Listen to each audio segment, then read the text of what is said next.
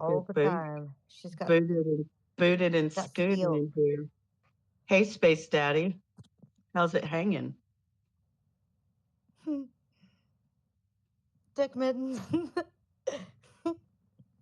Oh man, We got to tell somebody else what dick mittens means. Damn it. right? uh, That's really that's funny. hilarious. That's hilarious. He may know. He may know. I mean, you never know. There's a good possibility. Hey, Space Daddy. Hello there.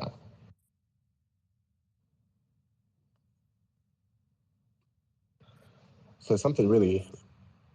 Oh, never mind. No, tell us. Tell us. We want to know.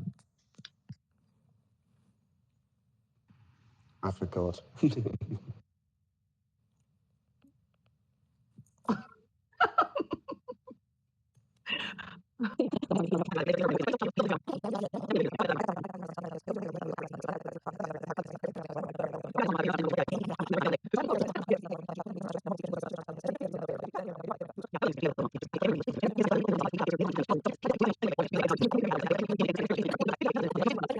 So, are you having fun playing video games, Adrian? Paying attention? Come on. Oh yeah, 100%.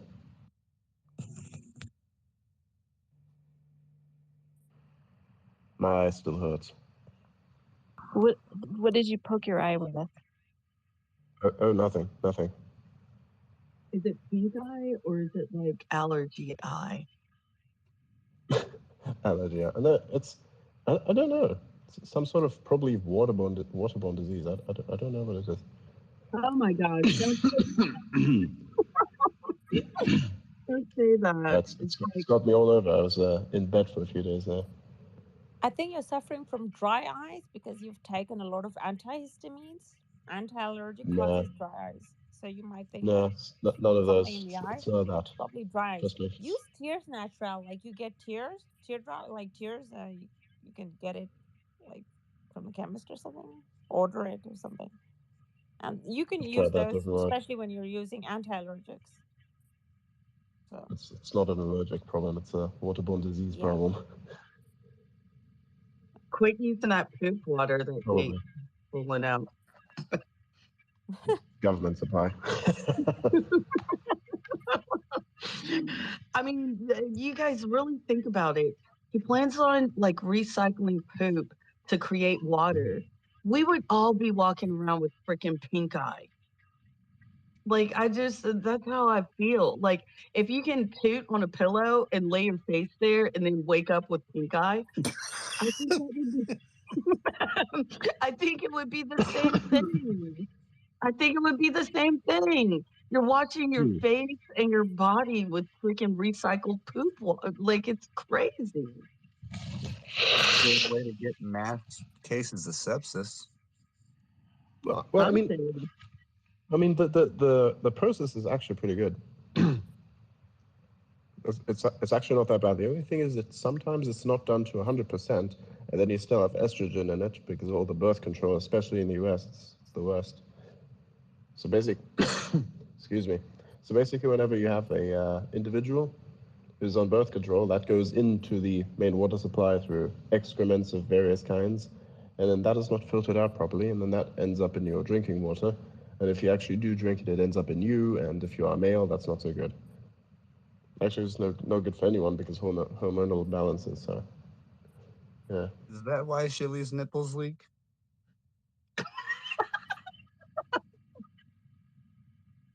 What? Is that why what? That's fucking hilarious. I'm gonna switch to an mic because I can't hear when your mic is open because it echoes. What echoes? When Chris has his mic open, it echoes. The room echoes a little. Okay. Well, damn, son, what you found out? Adrian, do you think you may have been exposed to estrogens? No, definitely have not. Are you sure? Yeah. She's a doctor. Really? She's Wow. been doctoring all night. She has. She's been helping us. Depends on what's going on. Actually, we've had a comedy in here most of the night. Ah, It's been yeah, fun. I've heard. Did you You get heard the moon Dick dust Mittens? in You your heard the eye? Dick Mittens thing? Oh, yes, I did. I was here for that, but everything else not so much. Oh my goodness. It was then That was later awesome. brought in by Nikki, and I was like, oh, it's really funny. And I was like, okay, but first let me eat. We Uh-oh. literally said that, and then Dick Mittens showed up in our feed. It was epic. Yep. What is a Dick Mitten exactly? I mean, wouldn't that just be condoms? You don't want to know. Don't ask. It's going to be the code word. So, like, if a troll comes in, we can go through the practicing. So, like, if the troll comes in, like, you have to say Dick Mittens and just start humming. So, like, they leave. They just scare the bots away. Until they leave. And then if they ask, what are you doing? It's like, shh, we're trying to hit the resonant frequency, so all of us will start floating. Yes, exactly. They'll just like stay Exactly. quiet and don't say anything. They're going to be like, they'll freak out and they'll think they space crashed and they'll just leave. That's the I've done goal. something similar once. That's the goal. And Nikki That actually I gave still us remember. a brown Once played. energy. that or I And can teach them differential equations. it's in the bubble, but brown energy apparently makes you what does it do, Nikki? Pull a It's Biden light. out of your pants.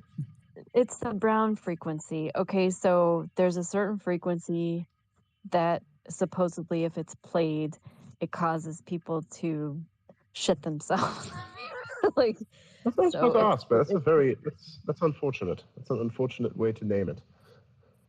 Doesn't matter if someone's last name is Brown, so now you've got an issue. So I have another brown frequency. It's like, is that the one that makes you go, or is that the one that makes you feel like you're going in a different way? Ew. They should call it Like the Biden one frequency. will make you one will make you go to another dimension, and the other one will just make you go to your other compartments. Freaking nasty. Mm.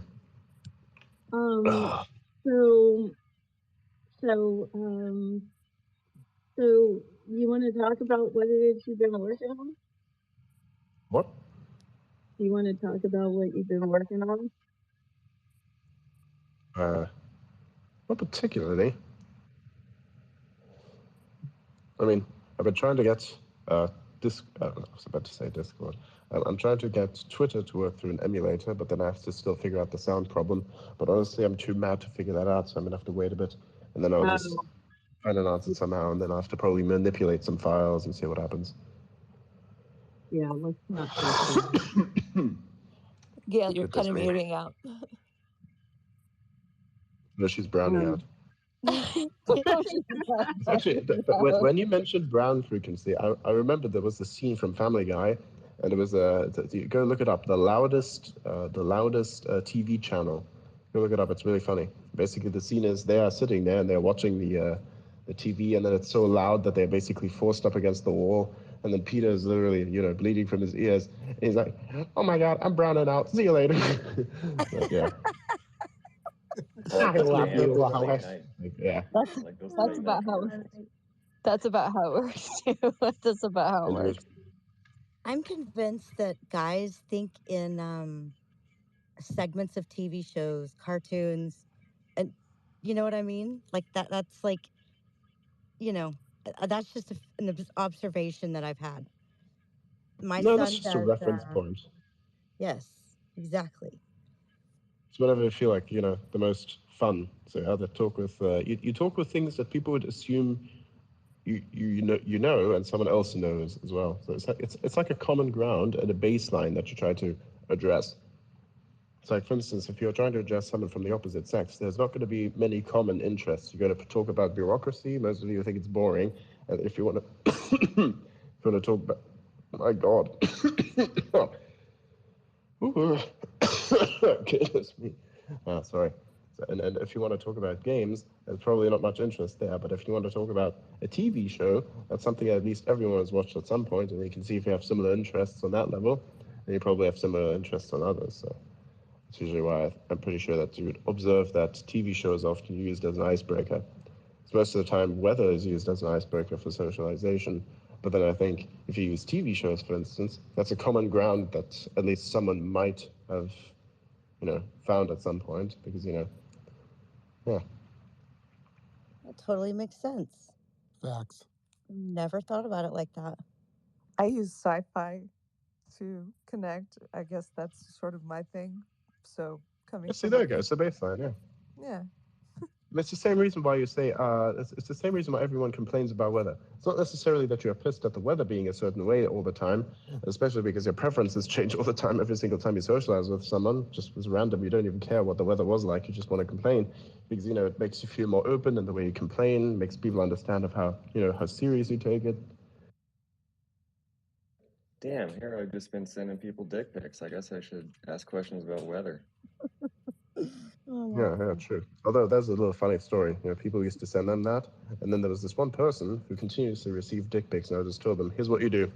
You take those dick pics, you archive them, put them in a separate folder, and whenever somebody sends you more, just put them all in that one folder. And then you see if you have got reoccurring ones. Then, if someone sends you one, after a certain period of time, you send them one back, one of the random ones.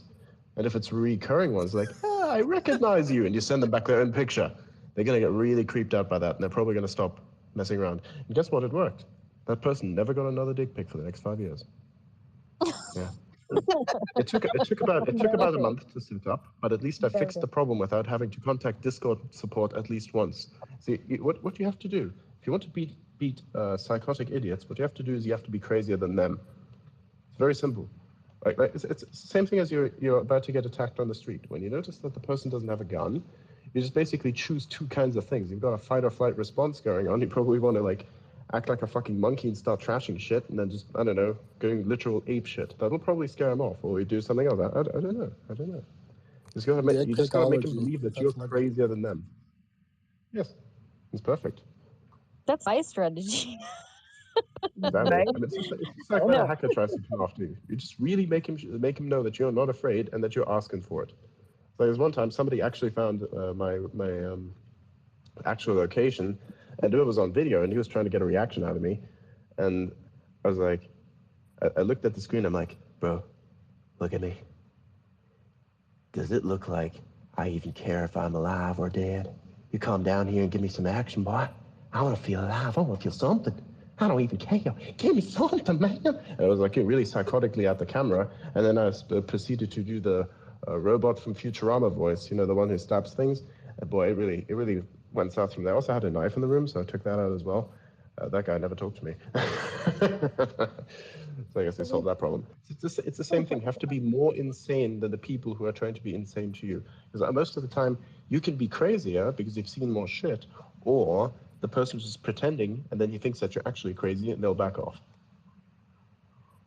People don't fuck around with crazy. That's true. I always joked around, if you ever live in a bad neighborhood, just tie chicken bones around. Get some KFC, whatever. Tie some chicken bones around your house. Nobody will fuck with you at all. Yeah. Like usually people say, I've got to do something really crazy, like put satanic symbols. I'm like, no, that's not going to work. All you're going to get is the CIA on your front door, or probably a politician who mistakes your handler. But it's okay. You got to try something else. So a little dad joke I put off to the side, but yeah. So I think I'll watch Planet of the Apes if I go on a date the next time. It'll be a good mix of the monkeys in there, as well as the humans. Exactly, yeah. Just straight up turn into a monkey, like that. The whole thing, like banging the floor, going ooh, all of it. Do it. It'll work, probably. That was a great monkey. This is fantastic. Indeed. I mean, we tested them with Neuralink, so results were promising. Oh my gosh! Don't even get me started on that. Hey, so what are they able to play Yeah, what do you think we did to the bacon? Now? I'm sorry. The bacon?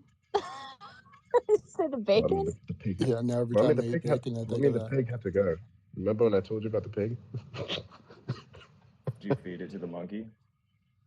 Well, I mean, you got to motivate him somehow. And let me tell you, if you treat a pig very good for a long time, the bacon is extra good. So we had the lab was supplied for about a month after that. So. If you ever need to drop off a pig, man, just let me know. I would gladly take a couple pigs. Don't worry, man. Tomorrow morning, I'll meet you on the front door of the great pub in the street. Oh, I'm sorry, that's something I'm practicing. It reminds me of something I read from, I think, a history book somewhere. It described a scene of what it was like to live in the Wild West. And it was a description of how a person was working as a contractor on a construction site, or I don't know, just free work basically, right? Just like this for money, not really contract, but it's kind of like you just work, right? Excuse me. And so this guy, one day he got fired because the employer was not satisfied with his work, and then he came back. He came back right after that, and he basically talked to him and said, "Tomorrow morning, I'll come with 15 men and rifles, and I shall have your life, or you shall have mine." So something like that. I don't know. This scene, probably Thomas Sowell. It's a really good book. Antebellum America be like. They also used to race steamboats and blew them up and blew each other up. It's crazy. They started killing each other down that way before they even used guns to do it. They have a lot of theory in Outliers, the book by Malcolm Gladwell about the people in the Appalachian Mountains. So that's how they dealt with their business. It was crazy. Oh yeah. Oh yeah. I mean, I gotta tell you, the Civil War really changed a lot of things. Oh yeah, totally, and all the railroad involved too. It's like that. It's like rail could have been so big in America, and I feel like a lot of the federal overreach and stuff during the Civil War just kind of hindered it. Yeah, of course. I mean, they certainly were not afraid to explore and take people's land. So, and I personally believe they did not grow a conscience. They just, I don't know, stopped for some reason. Did you try to make your hot water, lemon, ginger, honey thing? No, I just basically ate meat and fell asleep. You need to make that drink. Trust me, carnivore diet works. Like, what your body really needs, I still remember, I was like, had no appetite, and then I said, I need protein. That's all I need. So you get some protein, you're good.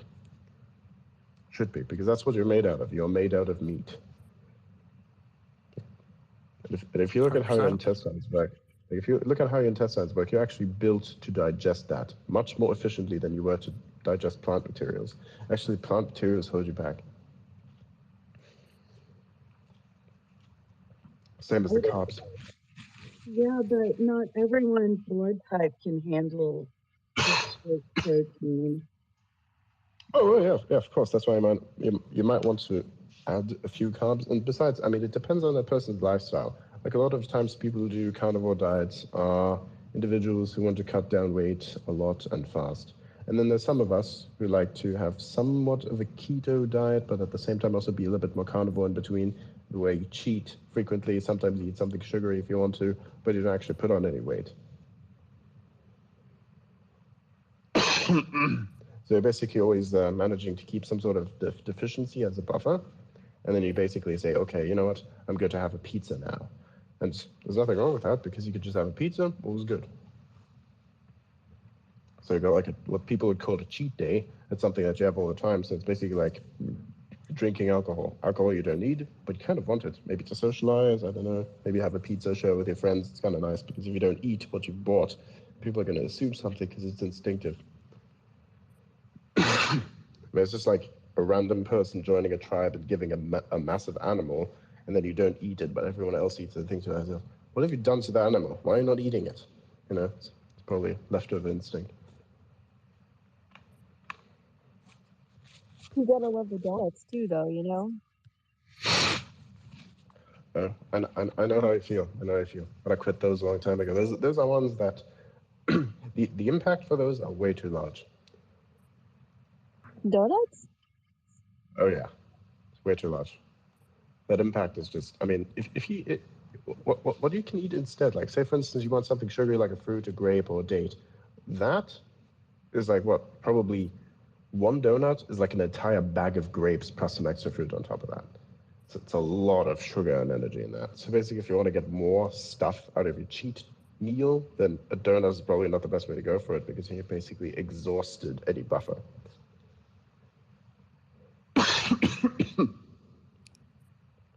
Capsaicin is also good, except if you get allergic to it after taking the COVID jab, which I regret doing. Wait, you get allergic to that after you take it? Really? That's fascinating. Absolutely. As did my mom and much of her side of the family. No way. It's So you basically become allergic to chili. 100%. And that is Is like fucking dangerous. illegal How in much chili? Texas. Illegal in Texas, you would think. But yeah, I think I should file a lawsuit because that peppers should be legal across the board in Texas. Oh yeah, definitely. Right. I mean, you should have a good chili. You How should did your definitely. goulash turn out? Some of the best. It was perfect. Turned out perfect. I loved it when you were sharpening your blade. It sounded like the movie Saw, or like Gail said, you were playing with a lightsaber. Yeah. Or it could just like be I'm pre-sharpening the knife for the big day, and then you have a Screen movie part 2. I would say I've never gotten Screen movies before. Like each time I see one of those, there's like two things that go through my mind. Okay, what's the distance? Do I use a gun or do I use a bat? Like seriously, that thing is just going towards you with a fucking kitchen knife. Like you're not going to do anything. You're not going to like use a board and try to like I don't know distract him, maybe kick him in his nuts. I mean, come on, everyone is weak down there. And if someone comes after you with a knife, you don't fight fair. You fight to survive. Exactly. That's why you No got to have ground an charge. everyday carry. Knife fights are scary. Exactly. Yes, I know. I mean, the realization that you might get cut in some places. I mean, that's not what your meat suit wants. Right? Been in one. True story. What's your favorite sweet food? That's a good question. Dates. Those are weak spot. I love them. Dates and grapes. That's a personal weak spot. Frozen grapes are my favorite. I freeze grapes regularly. I'm sorry. Do what? Frozen grapes. You freeze your You grapes. sound really muffled. Yeah, you're muzzled right now. That's strange. Damn it! See what you've done? I can't have I've never grapes heard either, anyone so freezing their it's fine. grapes to eat them. But it tastes like candy. Daniel, what's going on with your sound? Because you sound muffled. Did you do? I have to main door my stuff. I'll be right back. Shit. Okay. All right. It's all right. I can see you. See, this is how you have to switch when you're doing something. You only a limit out of time because you run out of time, you end your space, right? To the moon, Alice. I think the next time, To the moon, I think Alice, the to next the time, moon. Do the moon door. I think the next time when I make a space, I'll make it on one of my redundant devices, so that I can ensure that I'm there and operative after a certain period of time, because I might want to go to sleep and then someone else can co-host. So Yeah, and let us know. yeah, I was melting. Okay. I know. So can you guys hear me now? We It's can a hear you little. now. Okay. It's a little better. Better. Okay. So you mean Perfectly fine. you just suggested what I suggested to you and sent you the whole list? Is that what you're saying? With the whole pass the baton from the host to somebody else to host the space? It'd be nice if we could do that, but there's some technical limitations. Dang it. You cannot imagine how much depth there is to certain problems. Like usually I want to rage out at certain bugs in video games, and then I realize to myself, you know, it's probably a lot more difficult than I am thinking it is. Right. And I don't think a Call of Duty player who's using an overpowered RPD and is just spraying everything and complains about subtle glitches. I'm like, my dude, you are basically taking advantage of something that's not supposed to be happening. It looks like wall hacks what you're doing, but I know it's part of the game, and yet you are complaining. Like, what's your problem? Exactly. Exactly. Like, you literally have non-illegal wall hacks, and you're complaining about the game. Come on, you're part of the problem. When those Like games using are so shotguns. amazing. I know. Yeah. Even with Halo, if there's certain glitches and shit, I kind of get mad, but then sometimes I laugh. Like there's sometimes when you blow up in your vehicle, and then you basically you like go upside down and you rotate. Your dead body just goes upside down and rotates. It's fucking hilarious. We should play that game. It's fucking great. I played a lot of Destiny, and so we do raids, and there'd be weird shit like that. Yeah, but honestly, if you do, I think Halo is the perfect type of game that should be played with a military strategy. It's either that or you do Battlefield. But I think Battlefield is too drawn out. You need something that's a bit more quick. So you do something like big team battle, and you get together. If you're like, I don't know, 10 people, and then just like run shit. Be great. Yeah, kind of a raid. So yeah. good. Yeah, I want to do that, but hardly anyone ever joins or cares. So. I would jump in. We used to do raids on Destiny all the time. It's a lot of fun. Call of Duty, team up, and get after it. Yeah. Some people would do Discord raids. It's just basically the most low-level shit you can do. We just raided clans, dude. I still remember this one time. We were supposed to get activity. So, so you play a game, and if you play with your friends in the clan, you actually get more daily activity, right? So, for instance, for each match, you get activity, right? You get like a point or something. And we got, for our clan, 20 points per game because there's like 4 to 5 of us in one game instance. See, that's what you do. You get a squad together. Yeah, and so we did this, and we played the fastest game possible, as quickly as possible, hundreds of times over. And guess what? We made it to the top 2 spot. Everybody was confused of who the fuck we were, but we got it. Like, nobody knew who we were. Usually you have clans that are kind of established, they have streamers, they have some sort of, fan base, and us, we just existed. And that was fucking amazing. It's also fun because people get so pissed. I know, but they could not imagine. It's like, well, who are these noobs? They just came out of nowhere, and then they just kill everything. Next match, find them again. Some people would even leave ahead, and I would be celebrating. It's like, oh yes, less people to kill, let's go, because then the match would be over quicker. So a lot of people don't think about it that much, but yeah. So if you had a monkey that you put the chip in, and you were trying to get him to play video games, is that possible? We already did that. Did he know? Did he know it's what he already was happened. doing? I mean, was It's already happened. Did you not see the test video? How about above Pong? It came out a long time ago. Was he having fun? Or was he just like, what the fuck is going on here? Okay, so basically, he was not aware. Okay, it's like this, right? The only reason why it worked is because he was not aware of what he was doing. It's like this. So the joystick normally is connected to the monitor, and then of course, you can control what's going on the screen. But the funny thing is, we disconnected. You disconnect that joystick, and then instead you have the input coming directly from the brain and plug that into the computer. Basically, the monkey literally thinks it is moving the joystick in such a way that it would move the platform on the screen. So basically, he's using the physical thing, and he thinks he's doing some sort of action, and it's this thought exactly that actually does the action. So he's not connected with the joystick. Him moving the joystick doesn't change anything. It's his brain that did. That's incredible. And it worked. It worked. It's a bit of a problem because every single action that you take has a different type of input and output, right? And then there's certain parts of your brain. There's like one part of your brain that basically takes hyper-complex issues and condenses them down into one singular string of something that you just do without thinking about it, really. It's like instinct, right?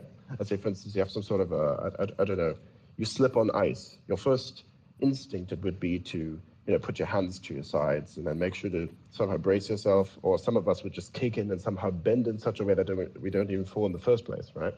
It's very difficult to achieve this, but eventually you have this skill baked into your mind. That's why you have these instincts. And they can kick in at any time. So for instance, if you do a lot of running and you do a lot of free climbing, that at some point when someone tries to come after you, you can just dodge and weave in ways that you didn't even know you could do. It's because it's in your brain somewhere. I've done that once. It was very funny. I was like running from something, and there was a person in my way, like multiple people, and it was just like moving backwards. I'm like, what the fuck is going on? And I just literally was jumping off the wall. I was just like running, and I was going beep, beep, like that off the wall, and they were looking at me like, what the fuck? And I was looking back, and I was like, oh, I just did that, and kept running. So I didn't even know what I was doing. And the same thing happened for the monkey. If you're not aware of your actions, I think the output, the input to whatever you are thinking about is much more realistic. It's the same way I think that how a prosthetic attachment could work. You don't actually think about how the prosthetic works. You think about how your arm works. And that's enough, because your arm itself is an extension of you, and the information that can flow from your arm into your attachment, that information can be translated into machine code and then operate a machine. And I think something similar has already been done. It's just basic impulses, measuring the muscles and such in your arm as you are basically thinking about committing to a certain action. But there is such a thing such as phantom pain, for instance, which is that you are imagining pain to be in a specific place where there is literally nothing. Like someone can feel pain in their leg, but they don't have a leg. Right? And so it is this specific information that you use to actually move the leg. So it's the same thing, for instance, for a paraplegic, right? This individual actually could heal back their wounds if you trained them to do so, right? Because actually the broken connection regrows. It's just the fact that the connection is not exercised and the connection has never any information flowing through it, that the connection never is fully re-established, and therefore you are permanently paralyzed. It's actually not as much of a chronic situation, or, I mean, technically yes and also no, but if you have the proper training, you could probably even do something about it, and then you're not having any troubles, or at least not as many troubles anymore. So food for thought.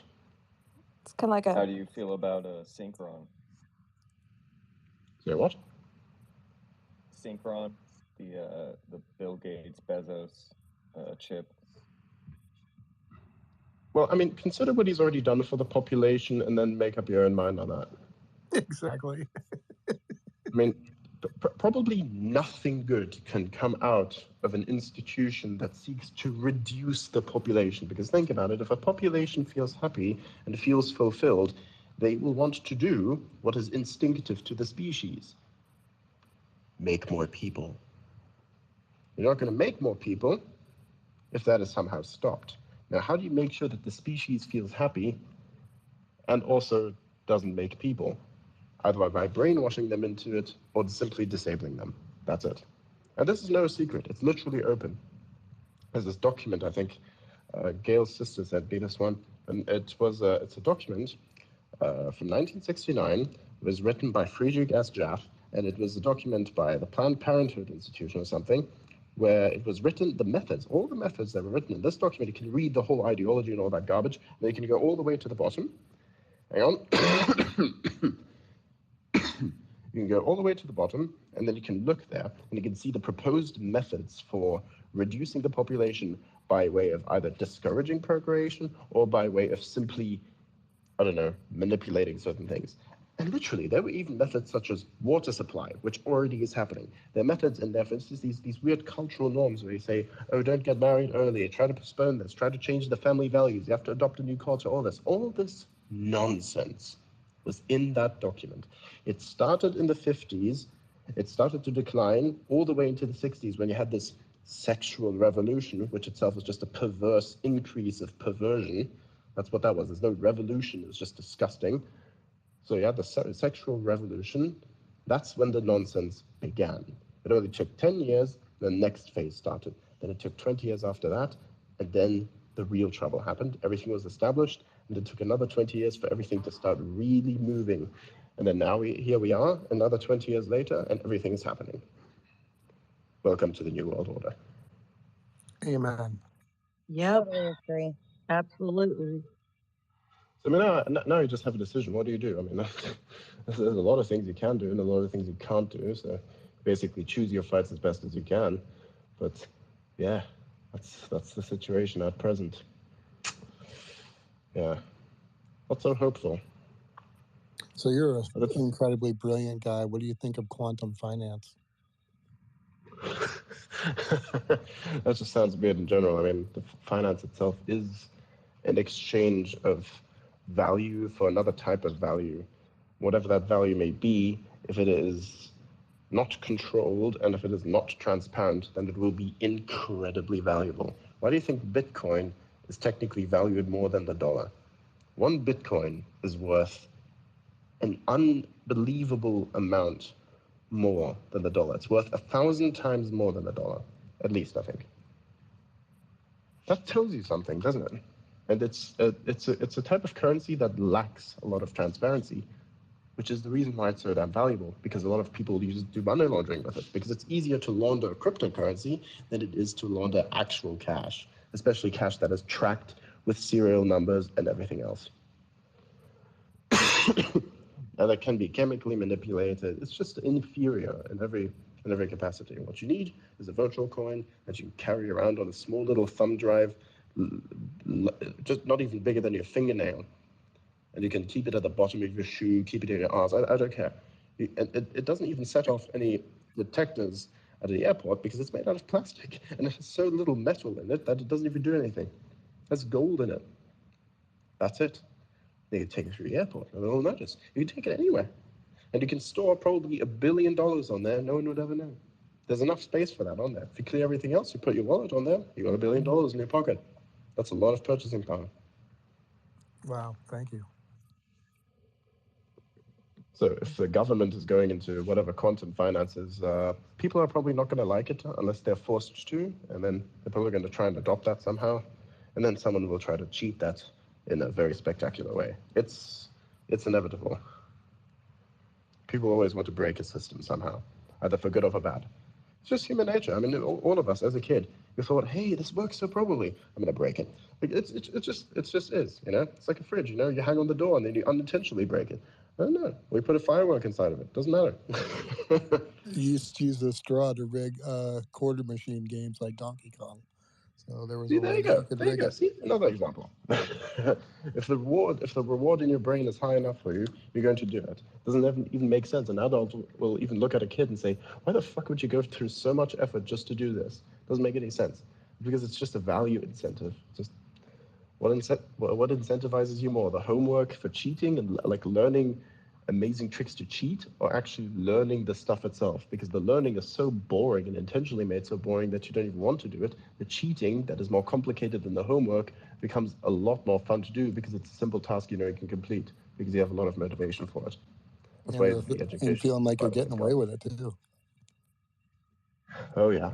Oh, yeah. Although that for me was never really the real feeling of the whole situation. It was just basically the idea that I could do more with the time on hand. So I could go outside and play with sticks. That was more valuable to me. Literally, find a cool stick and then beat the grass down to the ground. Now they just play with their phone. Yes. It got so intense for me that eventually I got a cane knife, and then I'd literally disappear for 3 hours.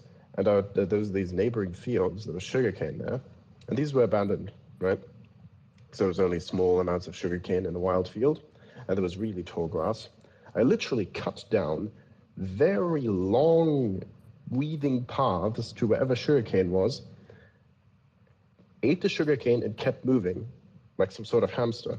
And then I went to the top of the mountain. Like after I was done, I would consume something like, I don't know, 10 liters of fucking sugar.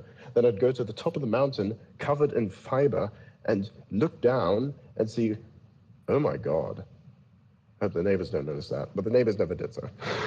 And I did that for weeks on end until I started feeling funny because all the sugar consumption. And so I said, okay, I'm pretty sure it's, it's time to stop. It's time to stop. And I learned all kinds of funny things. Like, for instance, there are these small little hairs that are on the bottom of the leaves in the sugarcane. Those are right next to the stem. And if you touch those, oh my God, may God have mercy on you. It gets worse when it's in your mouth. You're never gonna get it out of there. It's itchy, it's pokey, it's annoying. So you learn that the hard way, right? And nowadays people just learn shit on their phones and learn irrelevant stuff. And then when they go into nature, they're scared of everything. It's funny. I No think real world experience anymore. They're lacking it. Yeah. I think we learn. I think we learn a lot as toddlers. You know, that sort of reward and Yeah. the I think that's also why we appreciate nature so much and we want more of it. And in my case, I mean, in general, I think people who've been exposed to nature a lot and got injured a lot as well are basically tougher people because you have to somehow get real with the nature of being hurt. It's okay. You just heal it away, try to disinfect it, take care of it. Don't step into murky water, otherwise you'll probably die. I don't know. I mean, it's permissible to eat dirt, for heaven's sake. So, you know, all Yeah. kids do that. So they kind of learn from that in the process. Oh, yeah, definitely. And it's perfectly fine. There's nothing to be afraid of. It's interesting too how quickly the Boy Scouts were just attacked and dismantled when like CPS has had problems for decades, and yet no one's dismantling that anyway. Yeah. I was in Boy Scouts as a kid, and you learn a lot of cool stuff. We made wallets and shot bows and guns, and yeah, it was like a valuable use of time versus, I don't know, just other after-school activities. Yeah. Smoke a pot in the baseball dugout. Yeah, see, that makes sense. This kind of stuff makes sense. It's also healthy for the human brain because then you have good memories to fall back on. You're built on a foundation of freedom. You're going to fight for it all, which is exactly why people are often encouraged to go to school and are forced into school because, I mean, you're not going to fight for your freedom if you know what freedom is. If you don't know what freedom is. And you probably want to control your people very well, so you don't teach them what freedom is. You take up all their time with fucking useless things like homework. Literally no use. That's what I said yesterday and the day before. They should get away. They should get rid of backpacks too. Well, I mean, it depends. Backpacks might contain certain books and shit, but basically, I think, honestly, if you have a book and you need to carry that around with you, you might as well just stay wherever you are with the book and not go to class in the first place if all the knowledge is in there anyways. So. Well, Yeah, I thought it would be a good idea at the start of the school year. The kids have their books already at home, and they utilize books that stay within the classroom. So there's no need for them to carry a backpack or take books home with them. Or read the fiction. Sense. Or read the fiction, which, don't get me wrong, fiction is good. But I guess the emphasis on that for the summer part of the year and the rewards that they give students, it can be put so much more into the sciences and English and arts. History. Yeah, definitely history. Yeah.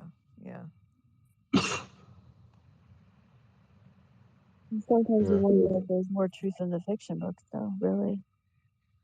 Oh, yeah, definitely. Totally. Actually, I'd rather say that the world has gone so crazy, can't tell the difference between fiction and reality. Yeah. Like, I sometimes look at the news report, I'm like, are they joking? And then I realize, oh, it's written by the Babylon Bee, but it looks really real, so I don't know. Yeah, when you go to the grocery store and tabloid news is realer than what you see on TV.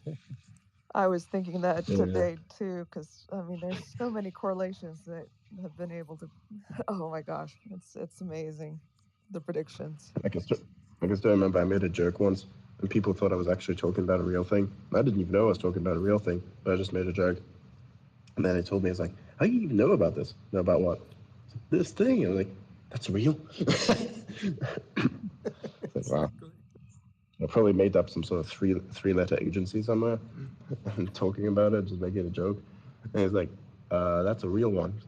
Well, what does it do? Exactly what you told it. That's real? We're so fucked. Yes, we are.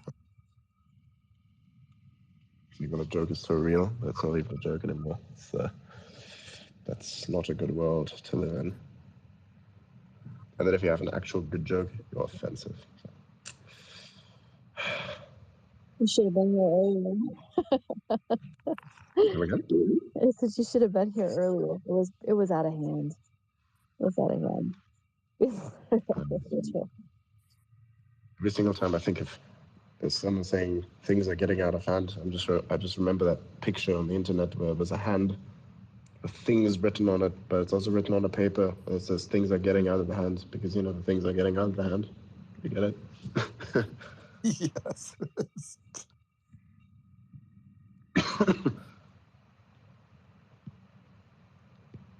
Killed by Google. What the hell? Bruh. Google's That's been weird. glitching a lot. Hmm? Google's been glitching a lot. Yeah, something is wrong with your sound. I don't know what it is. Like, it sounds completely. Am I the only one that hears that? It's like real warbly and muffled. It's muffled.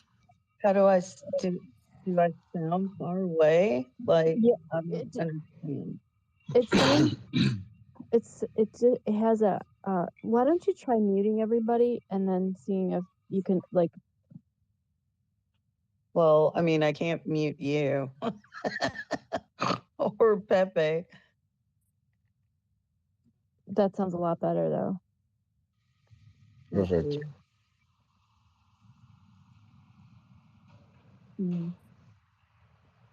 Well, I won't say anything. I'll just sit back here and listen.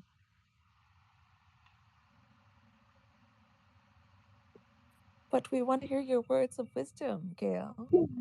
Adrian has weird sounds coming from his mic. It's like, are you playing video games in the background over there? That's just my graphics card having a bad time. Okay. I'm just making sure. Because I think that was. Oh, goodness me. You need to make some of that stuff we were talking about. Make the hot water with the ginger and the lemon and the honey. It works. With a little bit of whiskey. Yeah, that wouldn't hurt. That's a hot toddy. It's the best thing. Yeah, and for being whatever's sick. going out, it'll make And you. it's so yummy. It'll make you feel better. Your chest will feel better. Like, you'll just feel better. But I've never heard of putting ginger in it, Nikki. That sounds like a great idea. Yeah, it is. For that. It works. You just like it. You put it on the stove in a saucepan and just let it kind of brew, and it does amazing things when you have like a cough, sore throat, any things like that. It's like irritation. It helps. Yeah, ginger's magic. It sounds like it could be a t-shirt.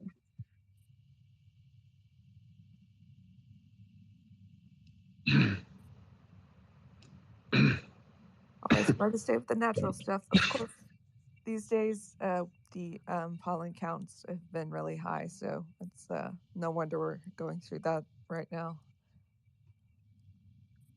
Yeah, they're saying it's probably due to COVID or something. I don't know.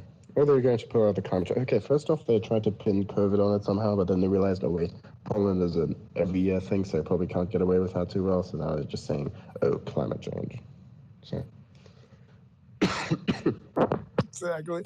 Everything is COVID now. It's like they forget the common flu was been around forever.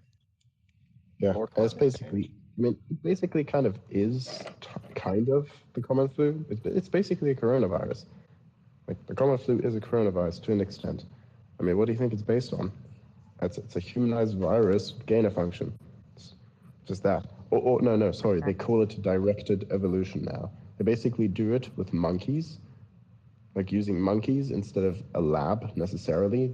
They're not using the clean lab method. They're using monkeys itself. They infect them with something, and they can, and then they see which pathogens come out in the mutated state, and then keep those pathogens and then reinfect those different monkeys with it, different pathogen and say, okay, you know, I like this trait, it's more infectious, it's more lethal, more this, more that, whatever, and then infect another monkey with that, and then the likelihood increases that you get more of what you want out of the next mutation of the virus. So it's basically gain of function, but by using a biological meat suit as a means to generate a mutated virus. Instead of directly editing the gene, you are indirectly breeding the gene. Directed evolution. It's basically gain of function with extra steps, and it's no difference. Yeah, because the original name was coronavirus 19, and everyone was calling it the beer bug, so they turned around and called it COVID because you could see the signs. Yeah, it's actually SARS-CoV-2. They didn't really work out too well, so they basically did something else. But whatever, it's out there now. And I'm pretty sure this is a variant of it, or some sort of waterborne disease. I don't really care, but yeah. Well, you know, what do you have is waterborne, maybe? Yes, I don't know, because I have red eyes, so that doesn't make any sense. Last time I had something like that, I've had a waterborne disease called leptospirosis, which is quite a fuck up.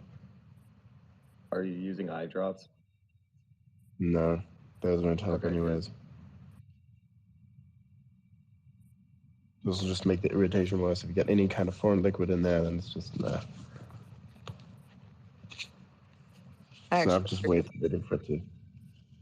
I'll just wait for it to clear up somehow, and then see what happens later. Oh my god. And whenever I speak, I have a light itch in the throat, so it's a bit of a. Okay, I breathed properly. So, there we go. It's a win or a loss. It depends. And Gail has no problem breathing, of course. No, that depends on what kind of breathing, but okay.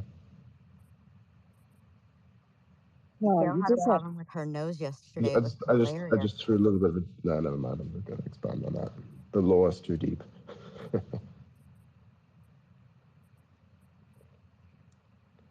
My God, what is this? Do I sound far away right now? No, you sound great right now. So I just wanted to say on behalf of my nose, it's sorry. It was hilarious. I was Sounds just like a playing with you, trumpet. Gail. It was amazing. Yeah, did you guys trumpet? Seriously. Did you guys manage to see the Northern Lights or no? Nope. No, unfortunately. I Oklahoma. It's cloudy. Because I'm pretty sure you could, like, if you were a bit more. I think that the other day we were able to see them out here because the sky was like bright. It was like it almost looked like yeah, well, it almost looked like it was about to become Was it a light bit pinkish in any kind of way? Yeah, it was like a lavender kind of color. It was like a pinky purple. That's an aurora. And was it also a little bit stripy?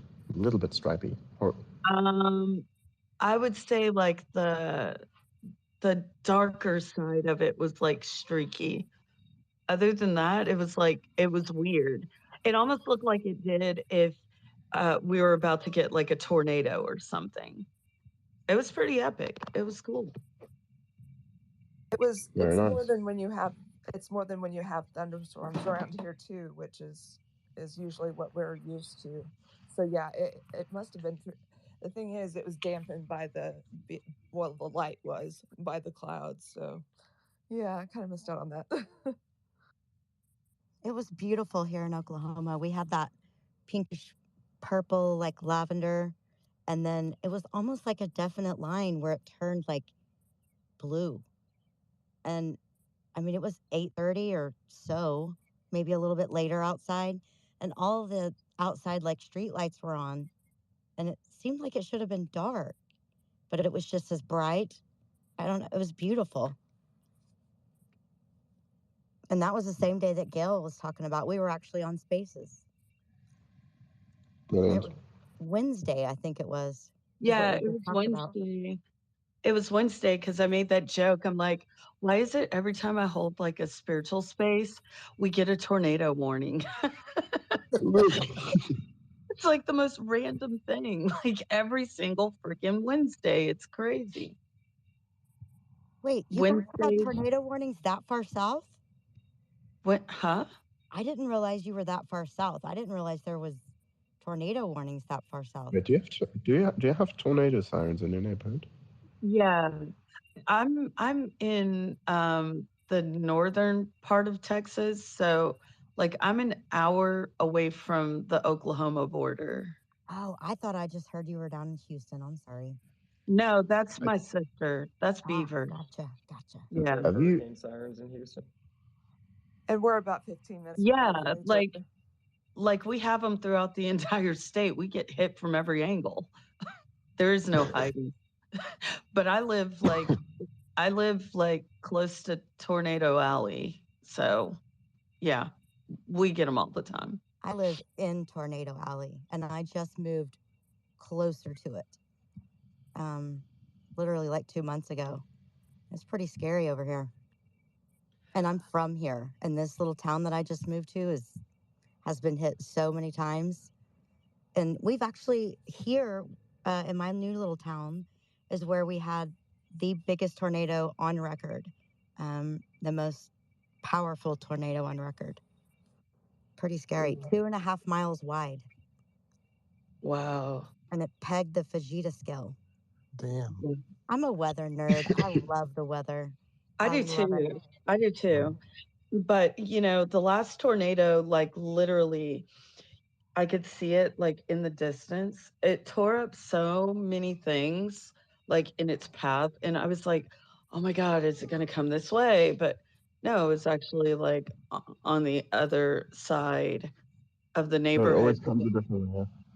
Yeah, but the impact of the wind was just so bad, you guys. Like, I don't know. I was holding the space like in the bathroom with the dogs, like, oh my God, I'm on the second floor. Like, what's gonna happen?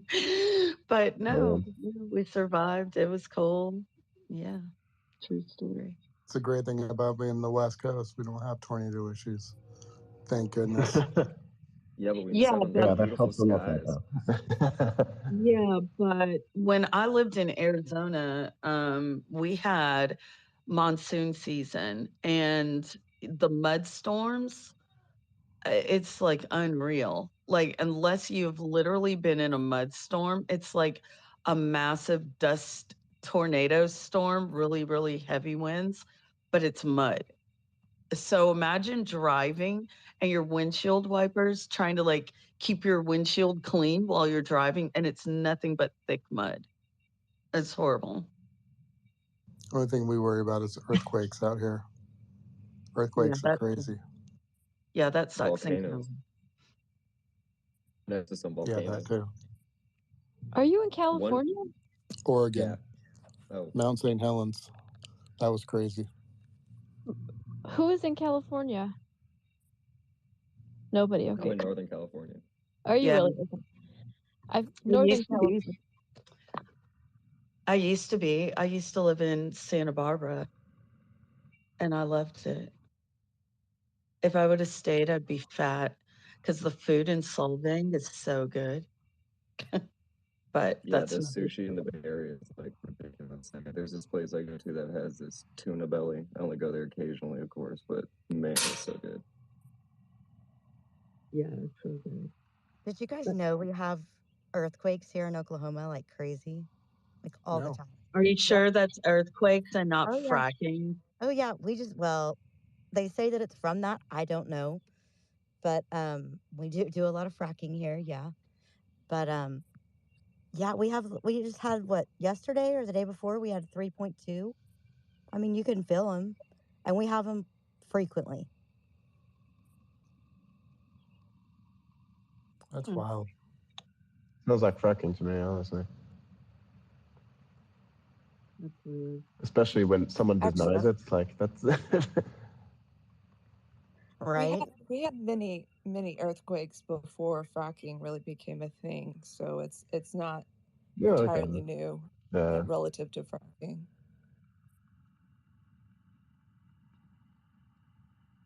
I would know my great uncle. He beat out Bush for a contract for oil and gas. So unfortunately, Texas Tech doesn't like him very well.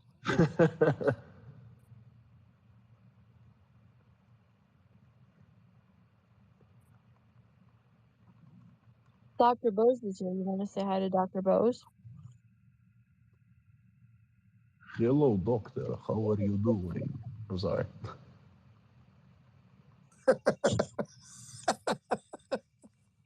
just be glad I didn't do the Doctor Who ones. Like, hello, Doctor.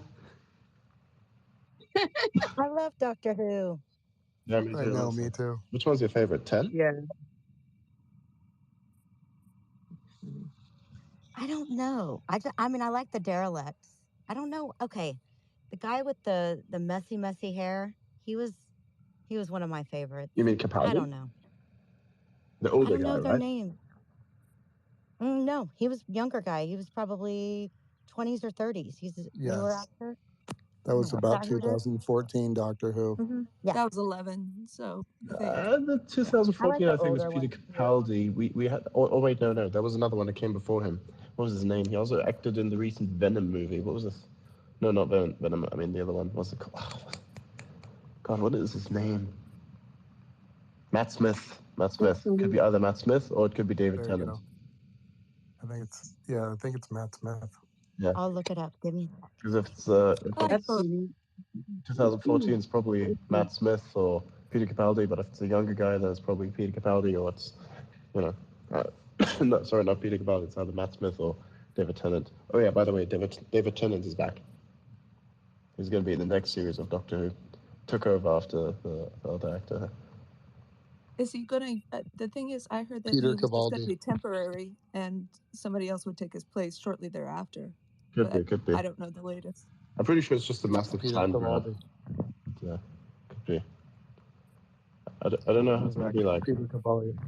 I basically quit Doctor Who after the last series came out. I was like, bruh, this is not happening. Basically, for me, the Doctor Who franchise ended with Peter Capaldi. Like, honestly, for me, that was when it ended. That would have been the perfect way to end the show. Like, kind of cold, but also optimistic. And just kind of Can't leave agree the with you ending more. out. Like, I'd just say just leave the ending open and just, not have expanded at all.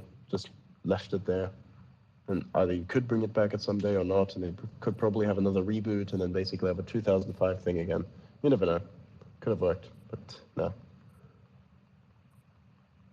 Because, when Eccleston came back, he basically revived Doctor Who and made it cool again. So, but I must say, it's not just the actors thing, it's the writers. And in this case, the actress who played the previous Doctor, she was actually not so bad. She's actually a pretty good actress. It's just the writing was absolute shit. Yeah, I've never seen that one with her. Yeah, I've seen it, and that's why I quit it. It's like, no hate to the visual effects. I feel like pretty nice. Okay, no hate to the actress. It's pretty nice. But the story, though, it's like a very dense motherfucker. It's just not something I want. It just doesn't feel like Doctor. It feels like some sort of woke pandering. It didn't feel like that strange person from space. It just felt like someone, I don't know, was like on the spectrum and trying to really show it. I don't know. That's a great And that is coming from someone who is on the spectrum, so I know what I'm talking about. Okay, so if someone gets offended, then fuck you. Okay. Okay, so it was Matt Smith and the guy before him. I really liked those two. Yes, me too. I liked those two. I personally liked Peter Capaldi as a finishing, as a way to end Doctor Who. Like, he's old, and he's seen a lot of shit, and he just wants to have peace. Like, I think that would have been the perfect way to end the Doctor. It was like the conclusion to the War Doctor, in my opinion, because there is one lost regeneration, which is the War Doctor, which no one iterated on. Like, that's still a lost time period. And then in between, you had something called the Fugitive Doctor. Then they got rid of regenerations. Yeah, by the way, that's no longer a thing. Yeah, but regenerations are no longer a thing. Like, he can infinitely die and come back again now. I could just listen to the She's called Daleks she forever. or he or whatever they are. It's called the Timeless Child. Like basically, you know what they did? They retconned the entire lore of Doctor Who and basically turned the Doctor into an entity called the Timeless Child, which basically acted as the genetic blueprint for any and all life on Gallifrey, because this child brought in the DNA that actually allowed for regeneration itself, and then the leader at the time, what was this, Rassilon, he was very greedy and very power hungry and didn't want people to live forever, so he basically then limited this ability to regenerate to a total of 13 times. Yeah. And that is why, initially that was supposed to have been that way. That's actually the original law, but then they retconned the last parts of it, basically saying, oh yeah, by the way, you can have infinite regeneration. It's like, okay. And then they later put some law in there to, fill it out. I don't know. So.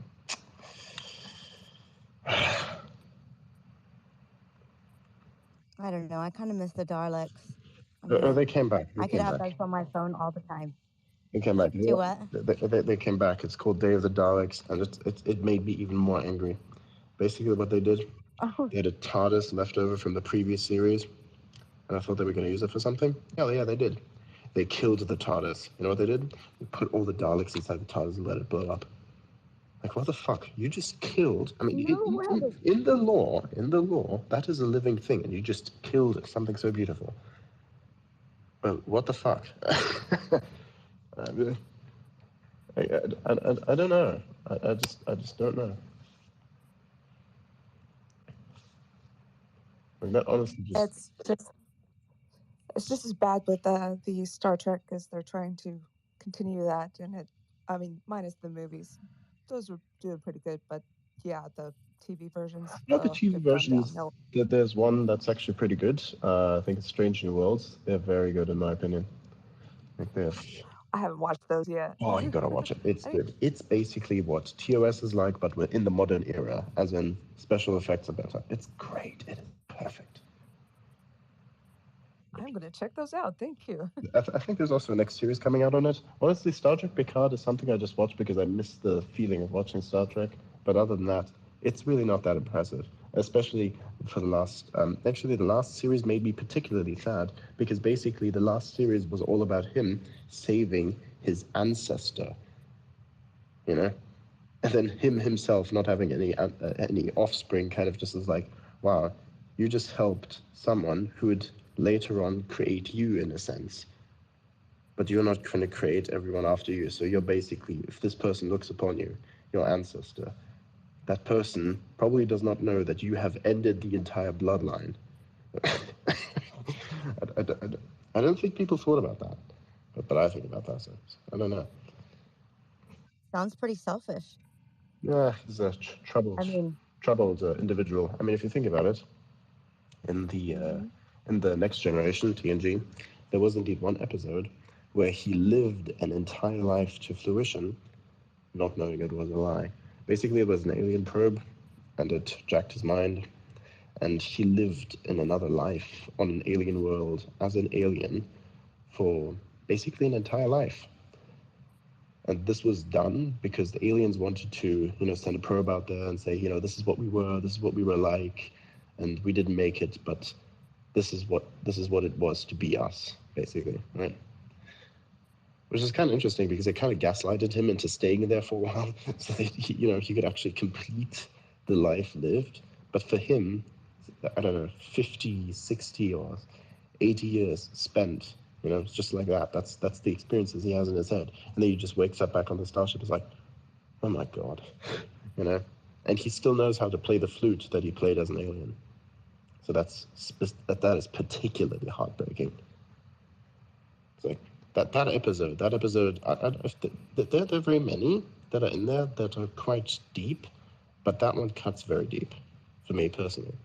It's like, you've lived an entire life as a lie, literally had a wife and everything that you could possibly imagine, you settled down, that it's all just a lie, and you carry around those memories further as a lived experience. and then you even have the flute. You can even play it because that's in your brain. That's been ingrained in you. You've lived that. That's yours. It's like, that's pretty sad. So I gotta say, TNG was pretty good, and I think for him, if he probably doesn't want to have such engagements with people, it's probably because his mind is just fried. I mean, this guy, everything happened to him. He'd been assimilated, almost killed by a clone of himself. I mean, my God. Like that guy's had a lot on his plate. Had been tormented by Q multiple times, even again in the last series, which is the one I mentioned. And then there's another one after that where he encountered the Borg again. That guy does not catch a break. They're really using the Borg now. I think that's because they're trying to get new content for Star Wars. I don't know. I just don't know. Eventually, they're going to probably do it. Well, you can't lose with the Borg. I mean, you can lose, but everybody loves the Borg. Oh yes. But my personal favorite scene when it comes to the Borg would be Boimler from the Lower Decks. Yeah, it's an animated series in Star Trek, and it's really funny. It's basically Boimler. He went through this training simulation, and he just takes the Borg apart in such a fun way. He plays it like an actual game, and it's just great. I love it. It's perfect. It just really screams nerd in all the good ways. I love it. And even the Borg put out something else. You gotta love the trouble with tribbles. Yes. Those are probably one of those fun animals. You have them in the game Star Trek. They're cute. I love them. Go ahead. They're good. Jojo, good. How are you?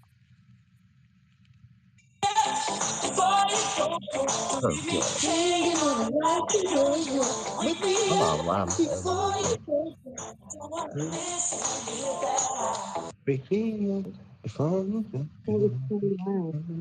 Yeah, I remember that one.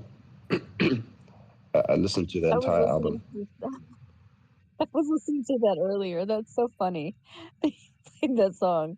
Something was going on. I was listening to it. Today was so fucked up with I'm down here, everybody's laughing.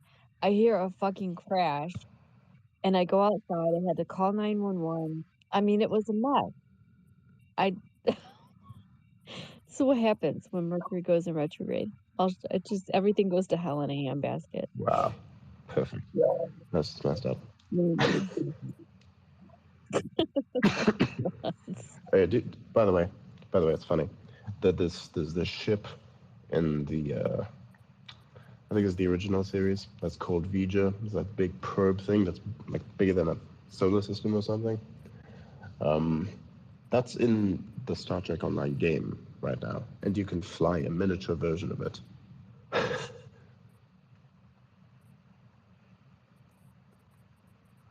A miniature version of that? Yep.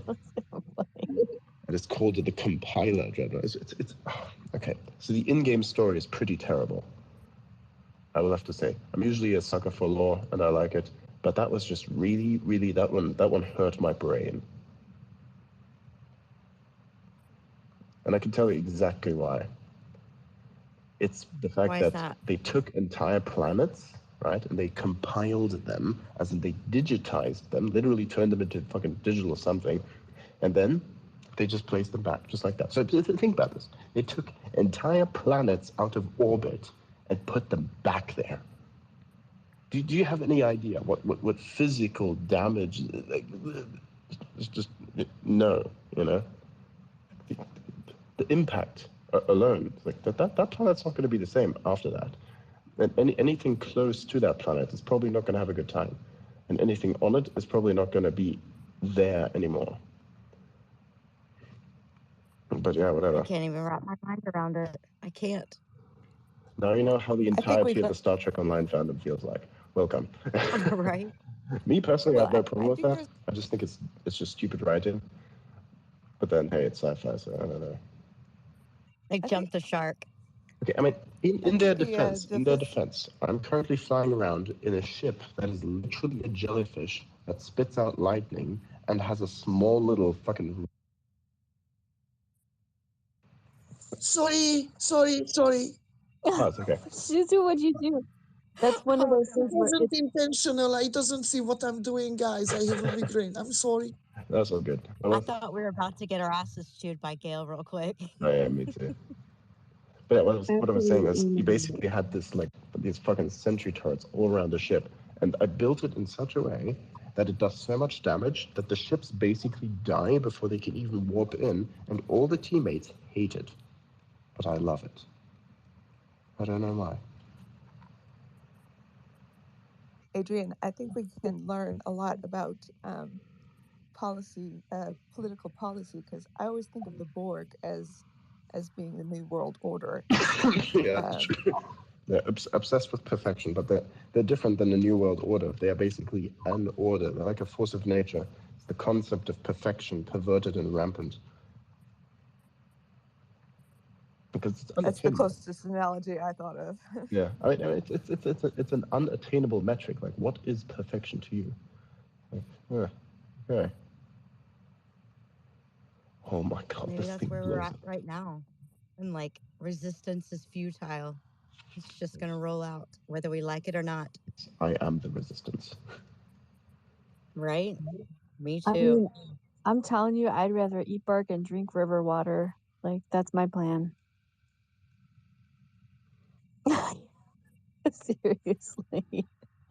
I'd rather starve and drink rainwater. Let me show you. Rainwater. Just I to live let you know. I live on a river, so unless they like totally did what they did with the other river in Ohio, like I'll be okay.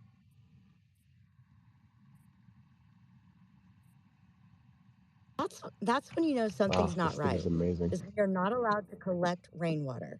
That's bizarre. Well, in Flagstaff, where I lived, we could use reclaimed water. Like, it's not everywhere. I think it's just in some areas. Like, we're encouraged to use reclaimed water. That's not even that. How is there even a thing? Like, you can use it for certain things, but it's like illegal to use it for drinking water. I believe here in Oklahoma.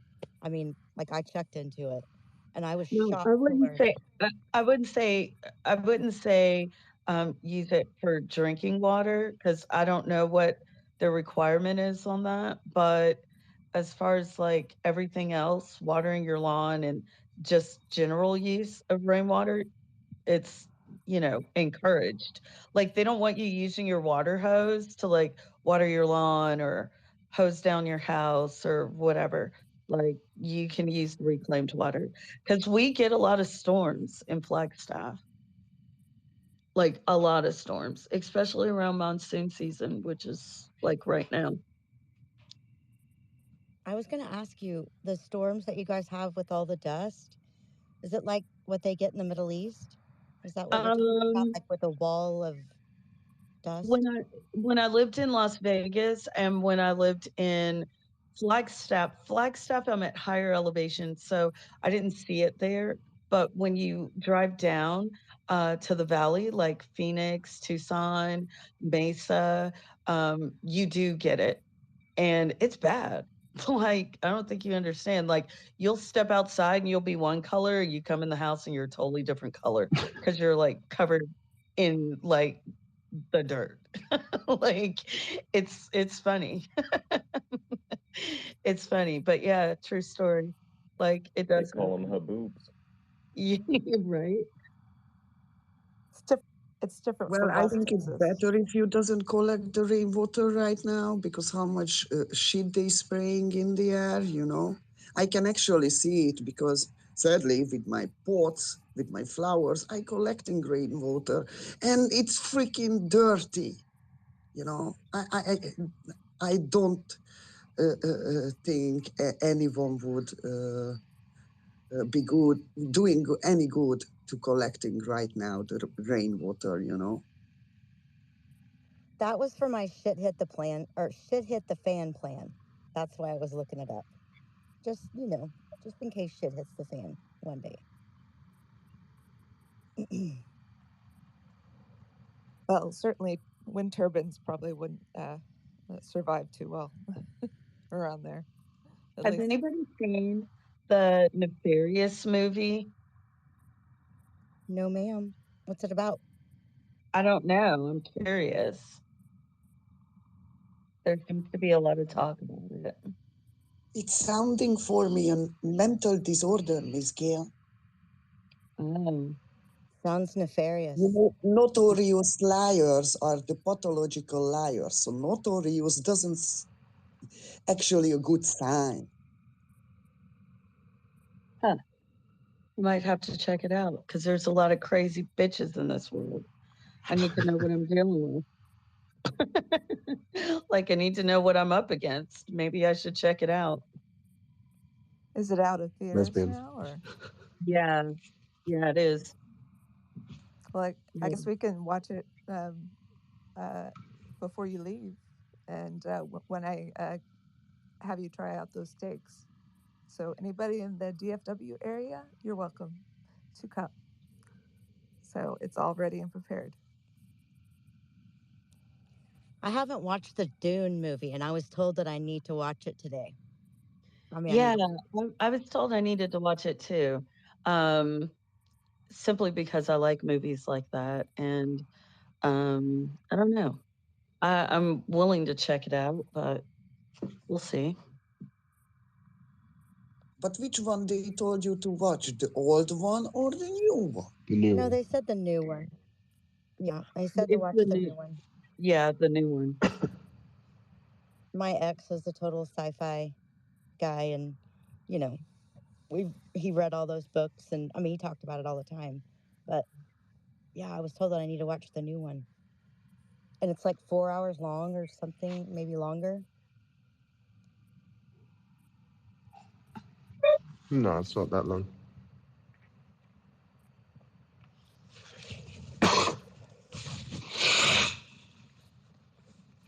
Actually, I think the hang on. Actually, I think the Justice League Snyder cut, that one was 4 hours. That was amazing.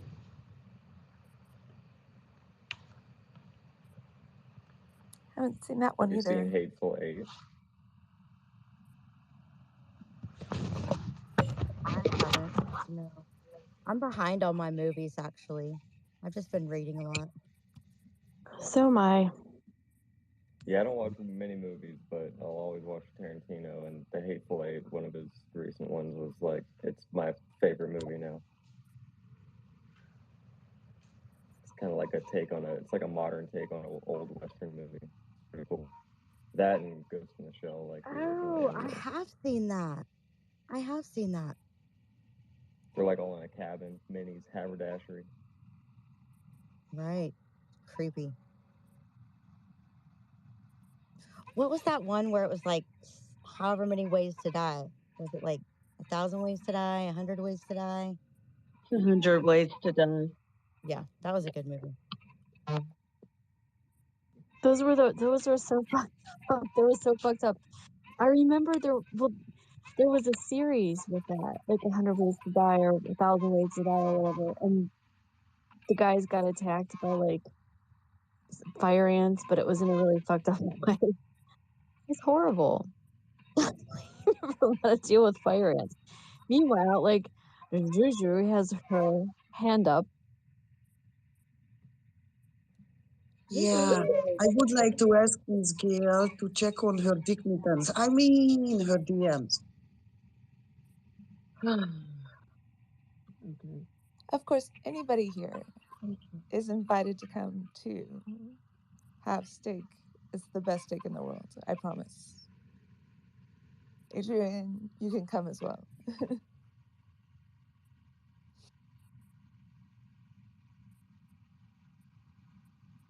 What you making with that steak, broken? Say what? What are you gonna make as a side? Oh, twice baked potatoes. Typically we have salad, but I was thinking about doing zucchini and yellow squash smoked on a grill. So probably add a little bit of onion on it, that sort of deal. Ooh, that's one of my favorite things to make on the really grill. good. Really good. I put it in some aluminum foil, some zucchini, some squash, and some onions, some butter, some salt and pepper. Throw it on the grill. So good. Exactly. Yeah, there's a lot of spice to put on it too, but it's some of it's family secrets, but some of it is at least for the steaks. But the vegetables, yeah, we could do whatever we want.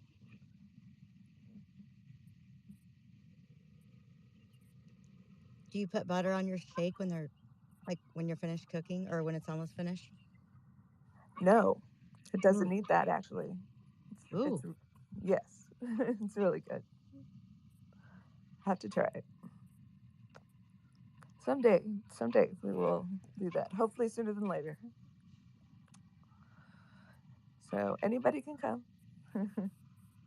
It's so nice. So nice. I may take you up on it. I'm only like 3 or 4 hours away from you guys. I used to drive down there, drive to Texoma. I'm sure you guys know where Texoma is, right? Yes. We just sold our lake house down there. Oh, really? Lake Texoma. You know, Dennis Rodman used to have a boat on our lake, and it was called White Chicks Only. I shit you not. Like, seriously, huge on the side. I was like, oh my God. I believe it. It was just, so perfect for him. He's crazy. Crazy. Yeah, he's crazy. But he used to literally. Okay, so Vern Troyer. Do you guys know who that is? Who is it? Vern Troyer. Do you guys know who that is? No, I don't. It's Mini-Me from Austin Powers. Oh, okay. Yeah, so he used to be my neighbor, and this was like before he was famous or whatever. And he is the one that taught me how to drive. I know, true story. He taught me how to drive using his car, which was pretty strange because it hit the pedals. Like he would press a button and the pedals come up to the steering wheel if he were going to drive. So, and then they can lower to a regular person. That was pretty scary. But when I used to perform in Texas, this is in the 90s, him and Dennis Rodman, every single location I was at and every single week were they're strong. And Dennis Rodman used to scare me. Dennis Rodman used to scare me. And when he started dressing up like a girl, I was so confused by that. I didn't know how to process that. Wait a minute. Because I was a young kid. I gotta back up a second. I was trying to do something. I was looking for my other phone, and I don't know what's going on. And so you've got the midget and Dennis Rodman. Yeah, they used to hang out, and they would come to where I would perform out here. They would come out here, and Vern would always get mad because I would literally pick him up like he was a toy. So he would get pissed off at me, but only I can do that. Nobody else. But yeah, I miss my buddy. I haven't seen him in 15 years. Yeah. That's so sad. I know. That's another good movie. The last time I saw him, he was in a little miniature hover round, and I was like, "Holy fuck! This is serious." Yeah. I forgot all about the hover round. I'm probably gonna need one of those soon. Oh my God! How old are you?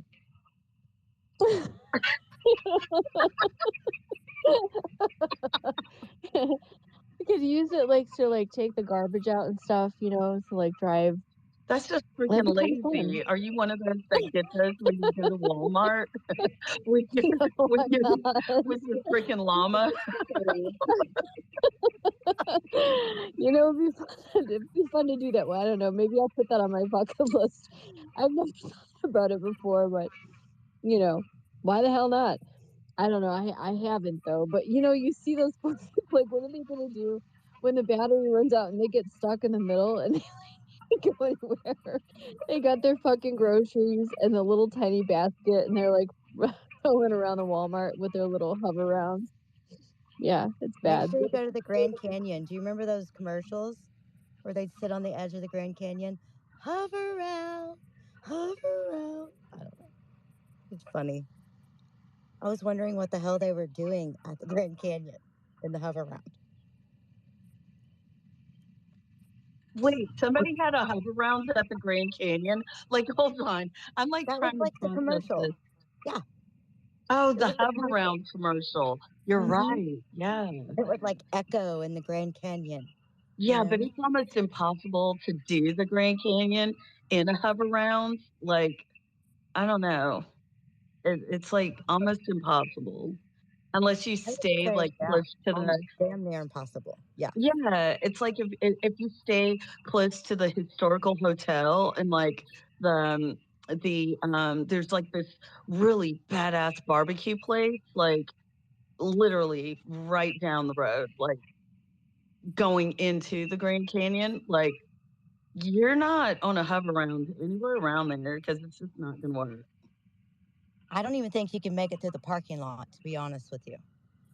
Because, I mean, the parking lots are, some of them are dirt and rocks. I think it's been a few years since I've been there, probably 6 or 7 years. But I just remember thinking that actually, last time we went, it was like the smaller, one of the smaller entrances. I don't know. I'm scared to death of the Grand Canyon. I love it. Why? It's beautiful. I'm scared of heights. I'm So scared of heights. it's so beautiful and so historical. Like I've done the riding on the horses through the Grand Canyon, the donkey ride, hiked it, slept there, or like camp there, boating, all of that. It's freaking amazing. And the beauty about the Grand Canyon is like every time you go, you always see something different. You're never going to see, like, if you could stand in the same spot and take a picture in the same spot, but you're never going to get the same photo. That's the beauty about the Grand Canyon. And like, I used to get annoyed because I lived in Flagstaff. So everybody that would come to Arizona, that's all they wanted to like have me take them to do. And I'm like, there's so many other things in Arizona, like so many other things.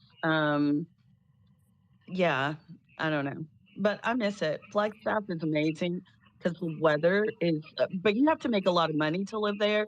I'm not even gonna lie. Like literally, you have to make a lot of money to live there. Um, Simply because the cost of living is extremely high and you're at higher elevation. The quality of the homes are better. There's clean air, no pollution, no street lights. It's amazing. It's amazing. And we have the largest telescope out there. It's awesome. I think we I should just play. We should. Go ahead. I was gonna say, I think we should play our sentence game. We should play the sentence game.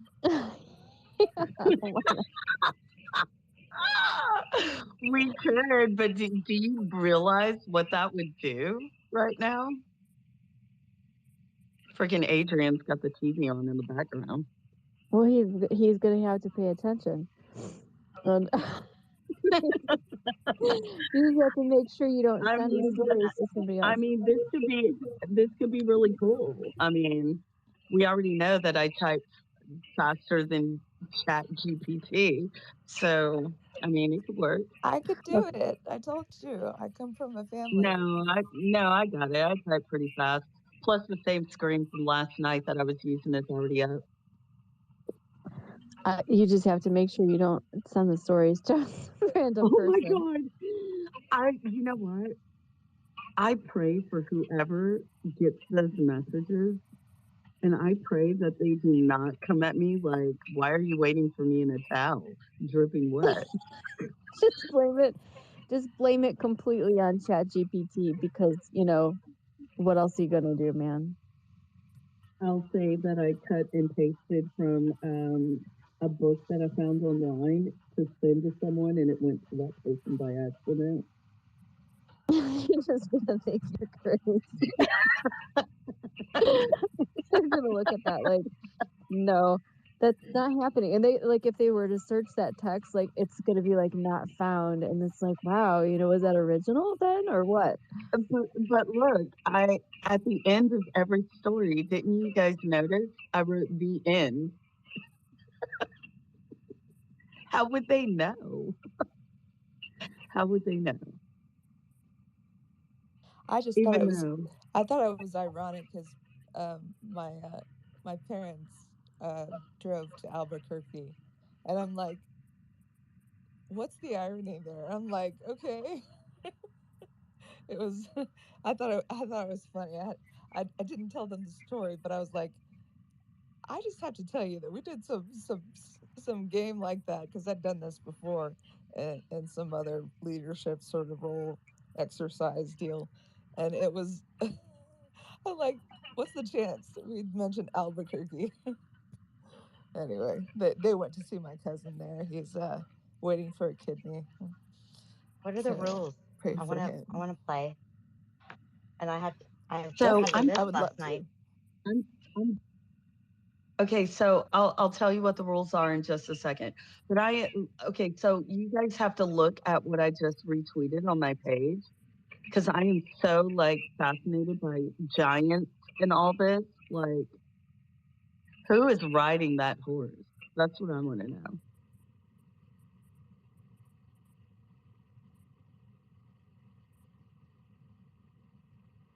Do you guys see that horse? That's freaking Yes. amazing. That's amazing. That Oh, is do you know those amazing, isn't it? what are those horses that are huge that are like they have you know what I mean? They used to be on the old Those beer are They're, draft commercial. horses. yeah, Draft Mhm. horses. they're Clydesdale. Clydesdales. They're Yeah, yeah, Clydesdales, yeah. and they're amazing. Yep. They're amazing. Yeah, they have But them you here in know, Oklahoma, the ones I that are always for the wanted beer one of those. commercials. I always wanted one of those, but I wanted it to be like um brown and white, or just a plain white horse. Like I want one so bad.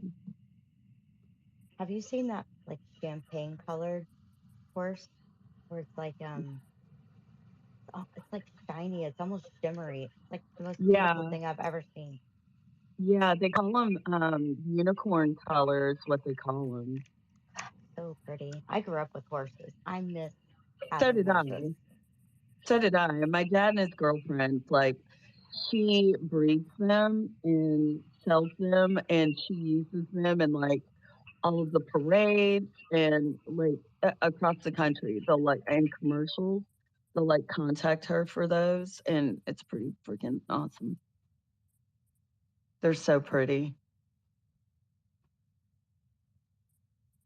Okay, so the rules of the game. Are you ready?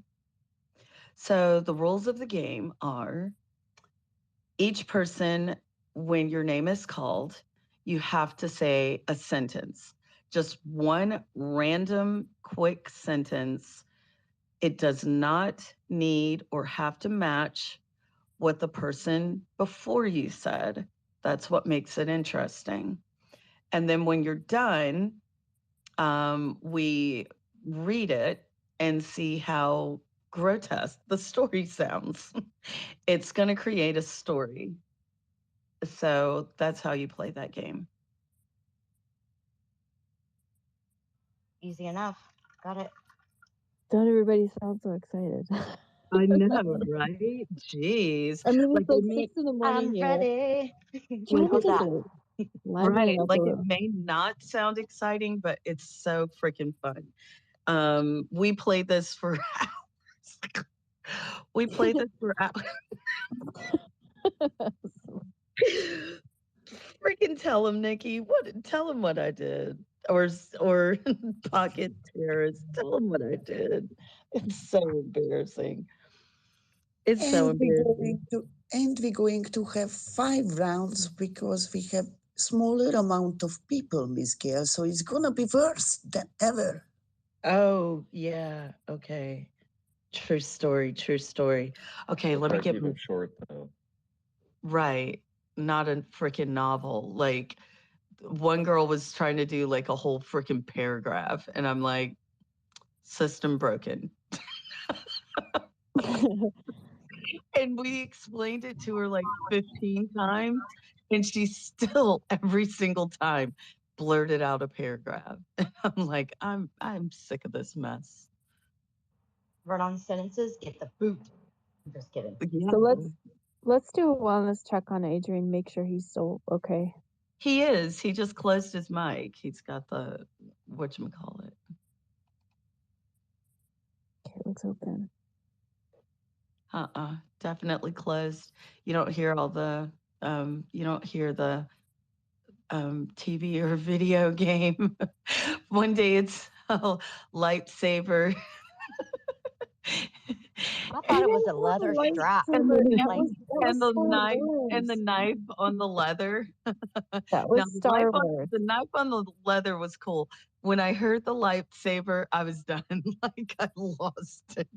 It was hilarious.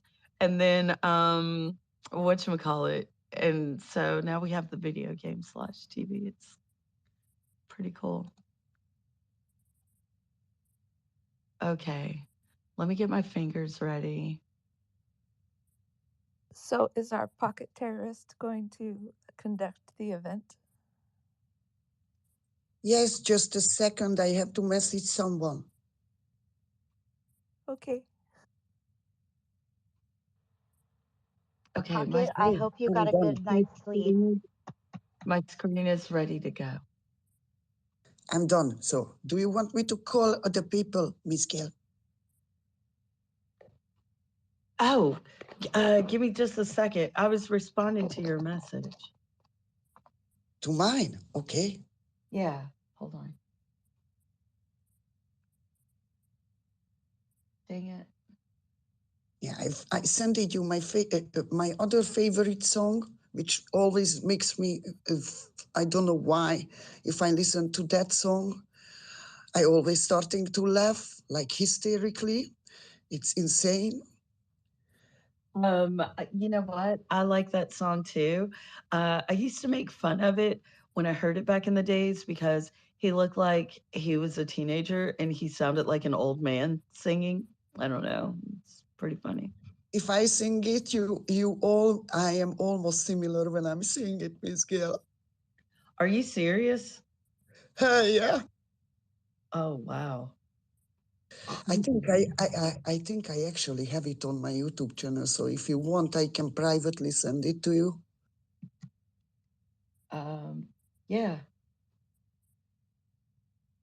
Because I'm mostly, if I'm singing with my ironical brain, so I'm laughing through it. You're good at singing. I like your voice. I smoked it. I smoked it away. You smoked your voice away. I love it, Miss Gail. I love it. I'm gonna change it right now. Yeah, I just sent it to you. That way people aren't like, what? And afraid, because it still sounds the same. It still sounds like pocket terrorist. Oh, shoot, I spelled it wrong. Put 2 T's on the end of pocket. Gotcha. Look at how her name is about to be spelled, you guys. You're gonna freaking love it.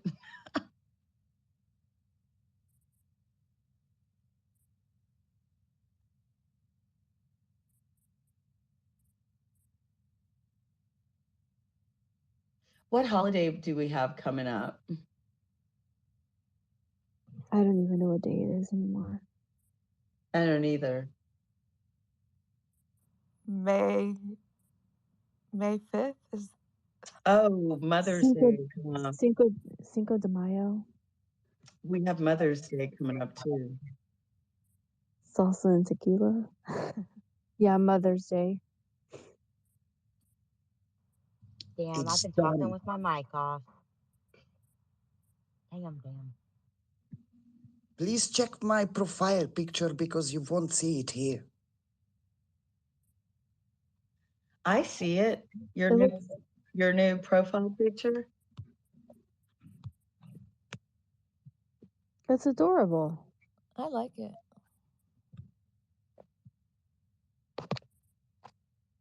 I see the new spelling. Pocket. That's funny. Perfect.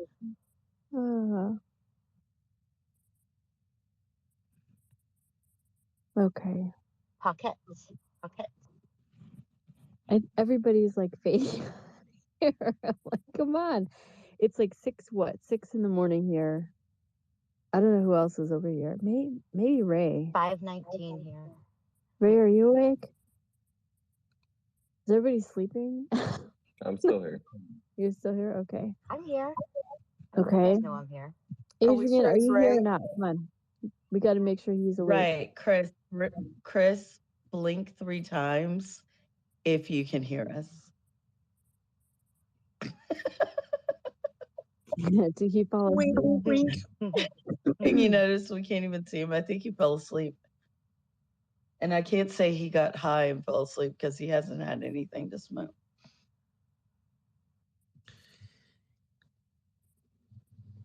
Nobody is awake except us. Miss Gail? Yes. Can we change Mr. Jones out to Hippy Dippy, maybe?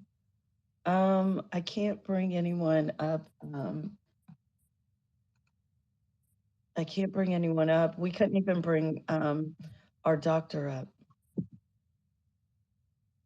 Shit, we are without medical background now? Shit. I like how she's. We have Dr. Z. She's right there.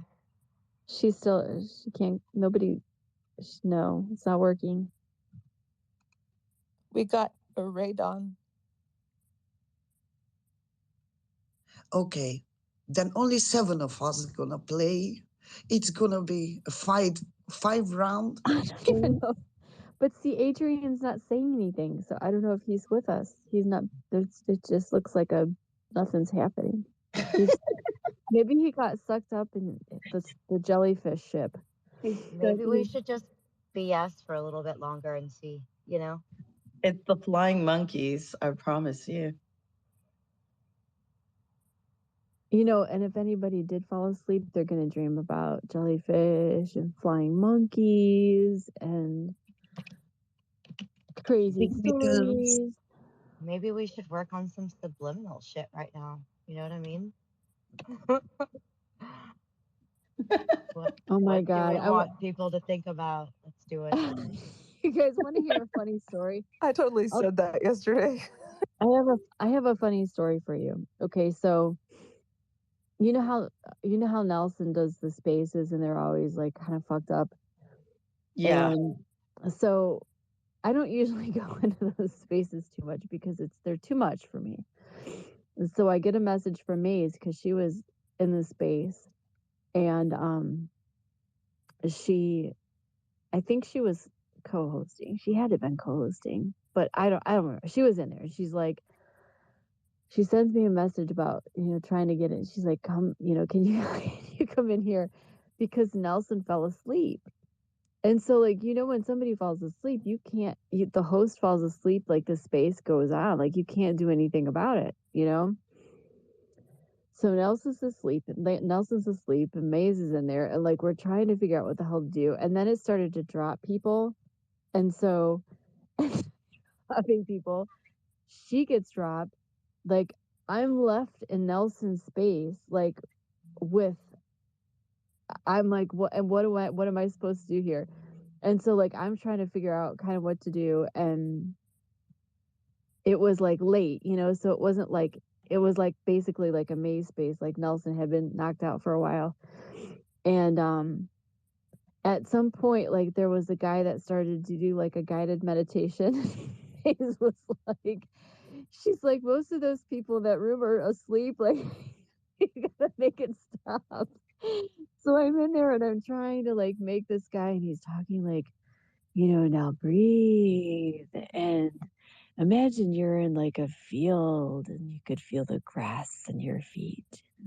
I do guided meditation, so I know how it works, So I'm like, okay, like we got to stop. So she ended up opening a room, and I'm like, okay, we can all go over there. So everybody except one person left. And I knew she was asleep, but I'm like, I can't leave the space, because I felt like at that point, like I was the next like responsible person, if anything happened, to try to do something. So I just left myself in there all night, and eventually like it closed down. But yeah, it was horrible. I hate that kind of stuff, because it's like, especially like, I don't know Nelson. Like he probably came back in and was like, who the hell is this person like hanging out in the space? What the hell's going on in here? So You had another one of those this week besides the one that we did, or besides the one that I was in? No, that was I don't know, within the last month. But people fall asleep all the time. It's just when it's the host, it's hard. So it is what it is. I sadly did I've that. only knocked out once.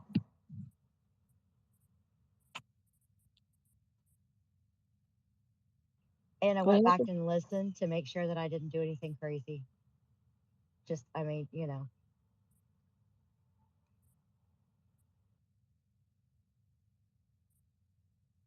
Are you guys ready? Some kind of meditation or sentences? Short sentences, Ray. Short ones. Maximum 5 words together, okay? Let's do it as a border. 5 words. Maximum. Otherwise, Miss Gail gonna fall down. I mean, her fingers. Right. Miss Adrian, are you going to play with us?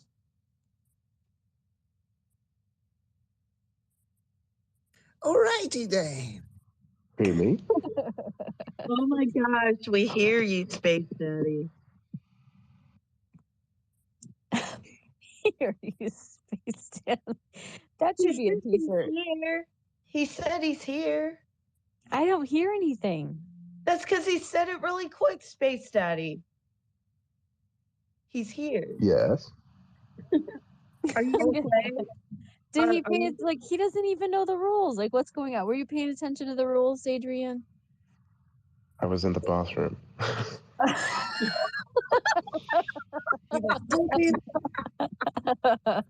Well, even Space Daddy has to go sometimes. I mean, geez, oh man. Everybody poops, I mean, everybody poops. It's just, it's natural.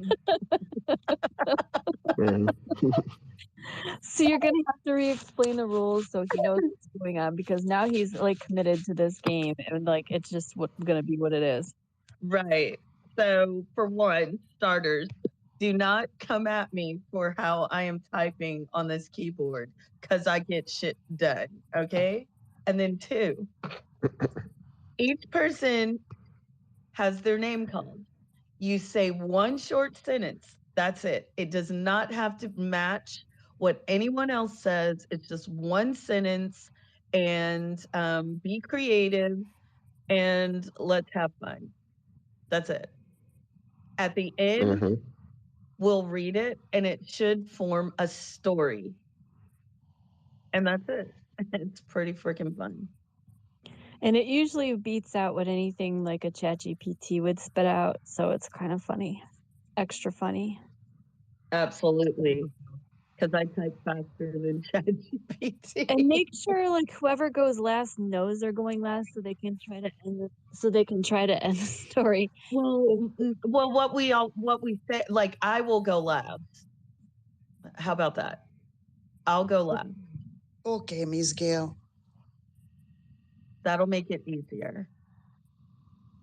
So when you're ready, tell me, and I will begin. Hold on. Let me close this. I think Google. Okay, I'm ready. Okay, then. Ray, you are the number 1. I mean, you can start it. What are we doing? The thing Oh. that you did the other day, my Ray. God. I'm just kidding. I'm just kidding. I was about to say. Can you guys hear me? Yeah, we can hear I'm you. totally kidding. I'm totally kidding. Oh, gosh. Damn it, you got me. Okay, so it was a dark and stormy night. Oh, shit.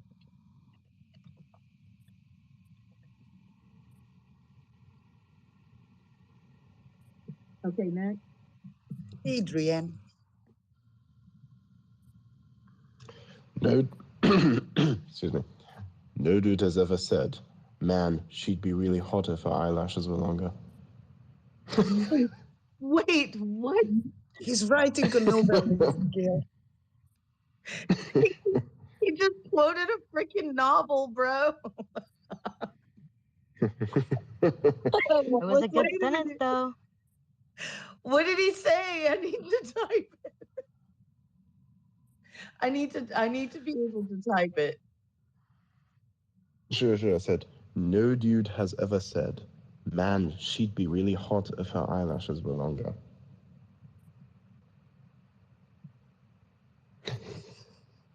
Oh my God.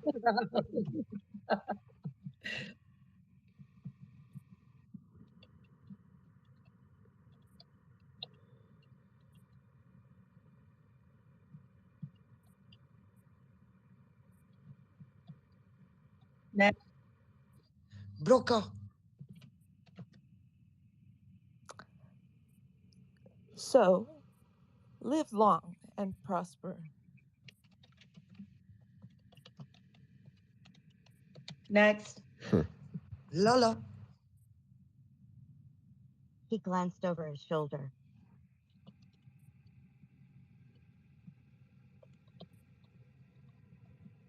Next. Nikki. The package contains a bag of marshmallows and a squirrel.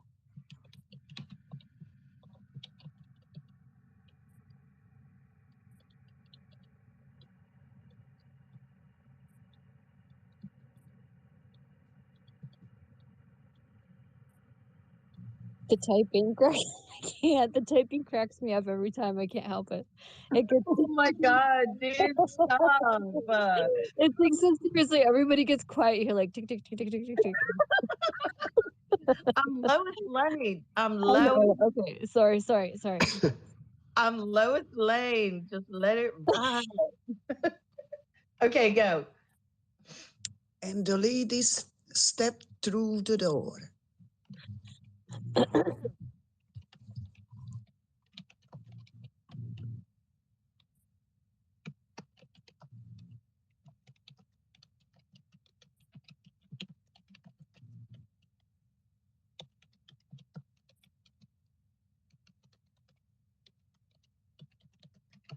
Okay, next. You, Miss Gail. I already went. That's what I said next. Ray.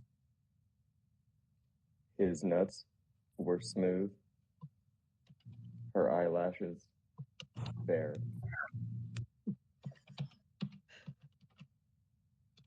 Did you say fair or bear? Like bare naked ladies. Got it. Next. Adrian.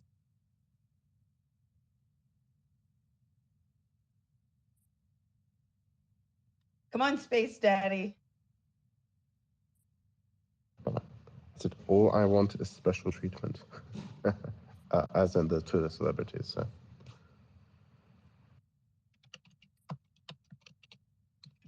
Before I wanted a special treatment and what?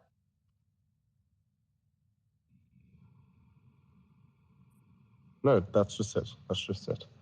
Oh, okay, cool. Next. Broca. Wesley, what have I done?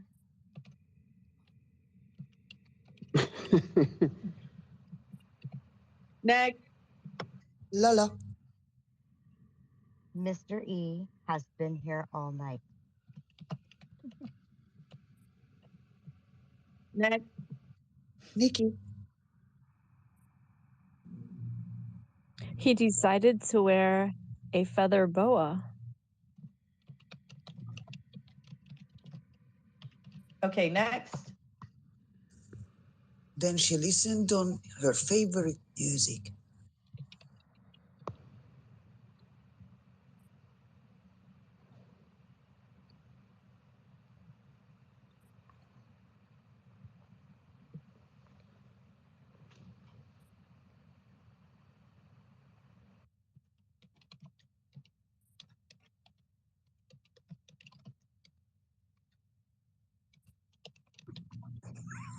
Everybody's Oh my God, I can't. Every time, I just can't.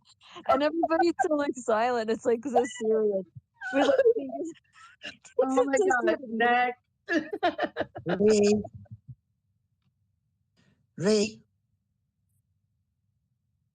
It was all falling down now, but the squirrel wanted more.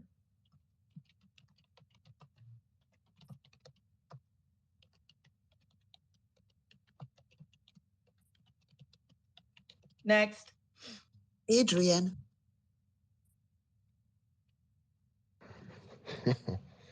Greta. We call her Angry Beaver. She thinks giving money to the government will change the weather. I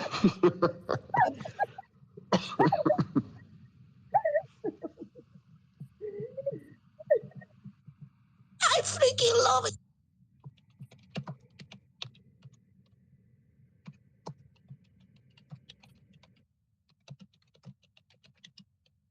Next. Broker. I am not a merry man.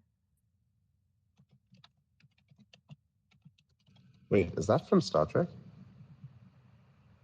Yes. Yeah, Next Generation, that's where Worf destroys the ukulele. I am not a merry man. Like, yeah, it's a very nice scene. I loved it. You must be watching Star Trek right now, Broca. I haven't watched it in a very long time. Look, it's on right now. It's She's 5 in the Trekkie. morning. Oh yeah, but that's G&G. That's been. Oh my gosh, that's freaking hilarious. Okay, next. Lolo. You can say that again. Next. Nikki.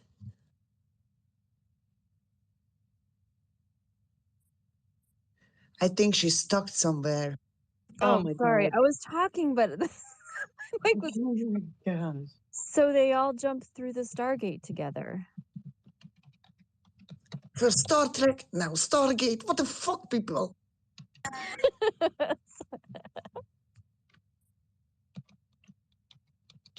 Next. We didn't start the fire. One more time. We didn't start the fire.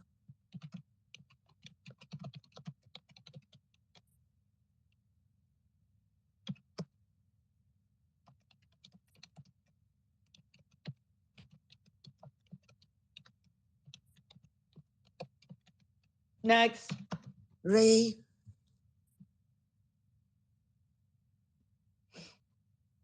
Come on, Ray. Ray. But the fire was warm, and Wait, they were what? both. Repeat that. You sound muffled, Ray. Sorry, but the fire was warm, and they were both still tripping.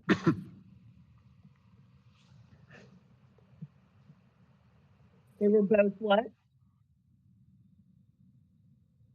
Still tripping. Got it. Next. Adrian. Okay. Do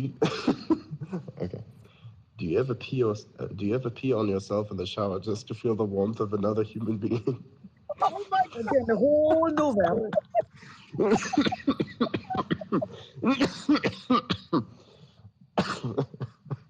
Damn, that was deep. Excuse me. Yeah. that been entered into the record successfully? Yes. Perfect. Yes. I will yield back. Oh my God. Next. Broca. The pen is mightier than the sword.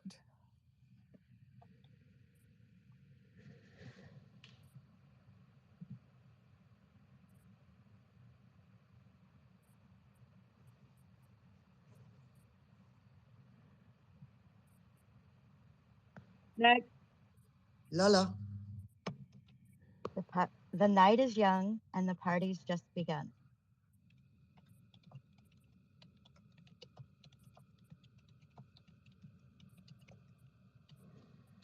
Next. Nikki. The beaver was excited to make s'mores and cheese sandwiches. Repeat that. the beaver. Stop. The beaver was excited to make s'mores and cheese sandwiches. The beaver was excited to make s'mores and cheese sandwiches. Next. I don't want to become liquid, she said. Then liquid will become you. Okay. I don't want to be gone and what? Liquid, she said. She said she doesn't want to become. Oh, become. It sounds like be gone. Become liquid. Got it. She said.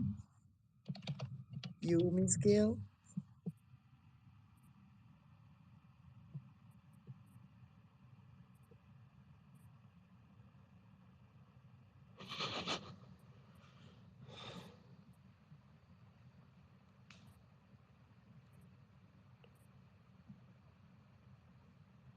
Next.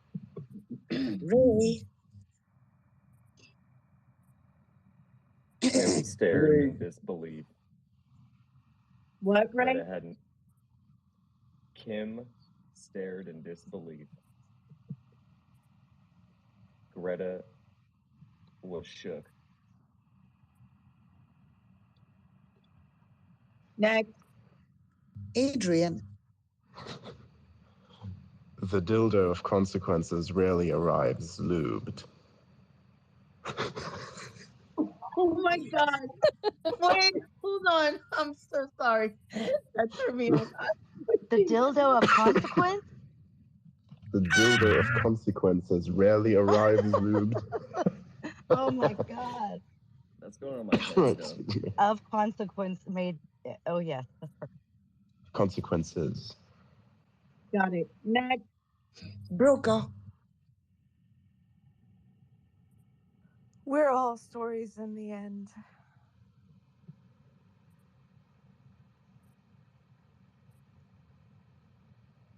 Next. Lala. If words could make wishes come true.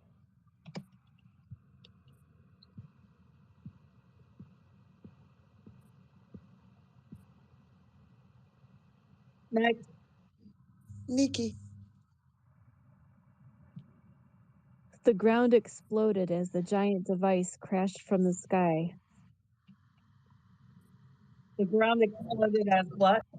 The giant device crashed from the sky.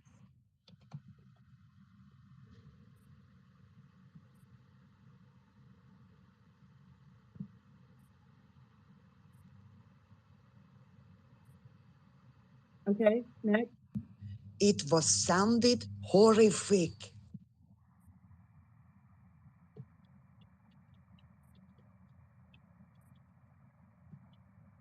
And you are the last one, Gail.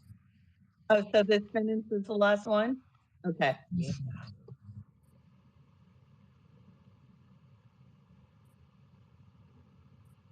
And I need you to choose who's going to read it as a punishment. What the fuck?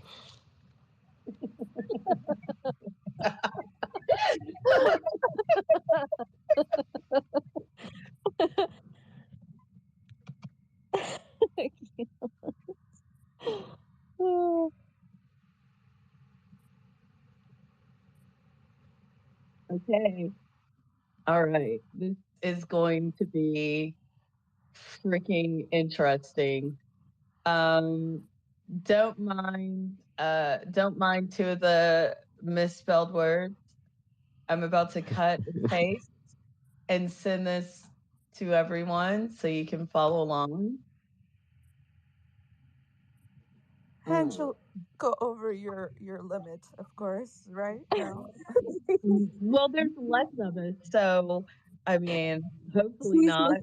But I hit my text limit every day, so what does it matter? Please make sure that you send it to the I am. I'm gonna make sure. I'm gonna make sure I send it. I'm gonna make sure I send it to the right people this time. No judgment. No judgment. Okay, so you should all have it to your DM. What the hell? It was a dark and it was a dark and stormy night. No dude has ever said man shed be really hot if her eyelashes were longer. So live long and prosper. He glanced over his shoulder. The package contained a package of marshmallows and a squirrel. The lady stepped through the door and saw the man standing in a bathrobe with nothing else on. His nuts were smooth, her eyelashes bare. Before I wanted a special treatment. Wesley, what have I done? Mr. E has been here all night. He decided to wear a feather boa. Then she listened to her favorite music, and he got excited and streaked through the room. It was all falling down now, but the squirrel wanted more. Greta, we call her Angry Beaver. She thinks giving money to the she thinks giving money to the government will change the world. I am not a married man. You can say that again. So they all jumped through the Stargate together. We didn't start the fire, but the barnyard sex was great. But the fire was warm, and they were both still tripping. Do you ever pee yourself in the shower just to feel the warmth of another human being? The pen is mightier than the sword, the night is young, and the party has just begun. The beaver was excited to make the s'mores and cheese sandwiches. I don't want to become liquid, she said. So they jumped in the jacuzzi and reveled in lust. Kim stared in disbelief. Greta was shook. The dildo of consequences rarely arrives looped.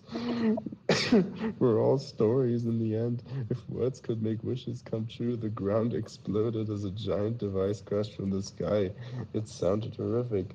So they ran into the house and ate their sandwiches with the soup with soup the end. The fuck?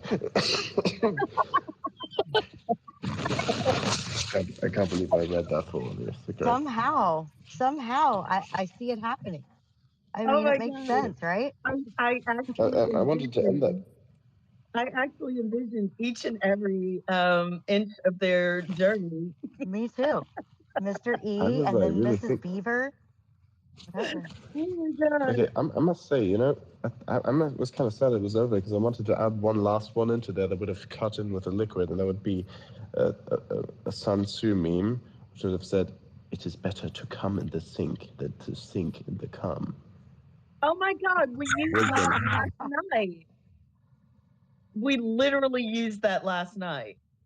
It's perfect. I know there are a few more. You know, freaking freaky. That's freaky.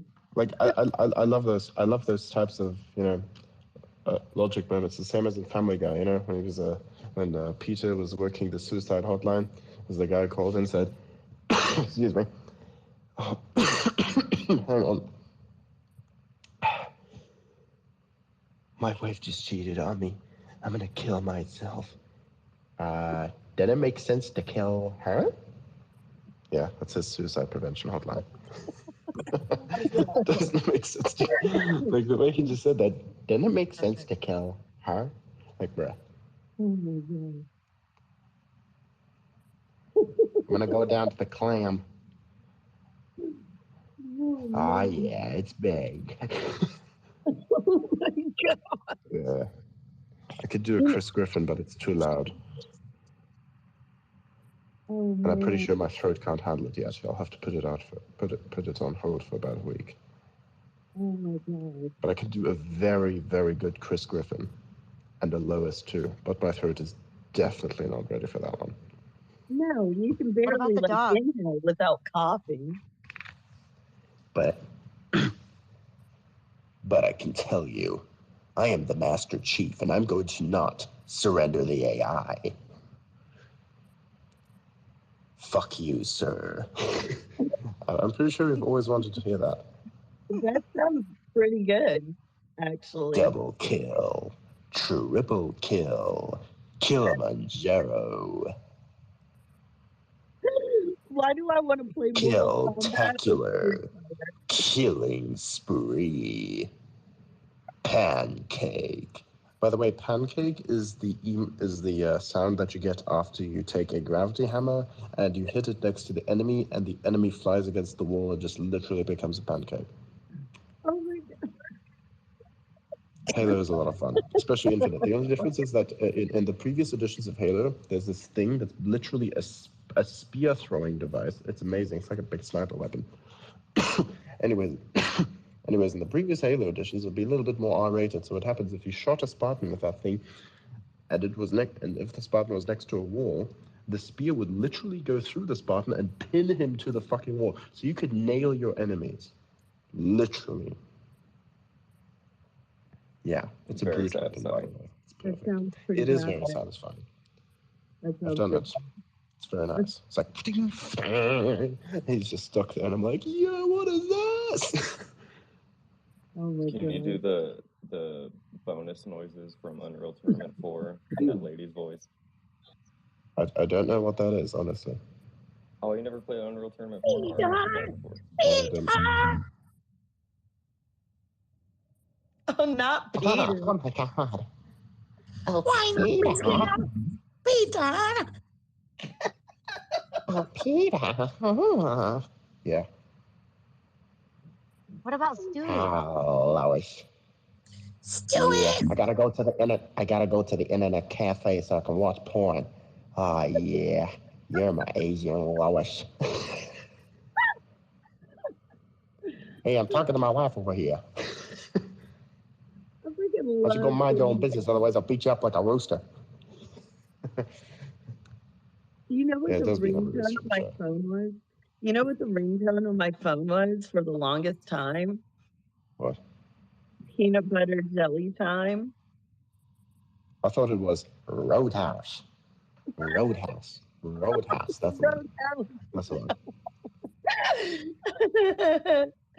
That's Oh my god, what is this bitch tripping about? That's Chris Griffin. Oh my god.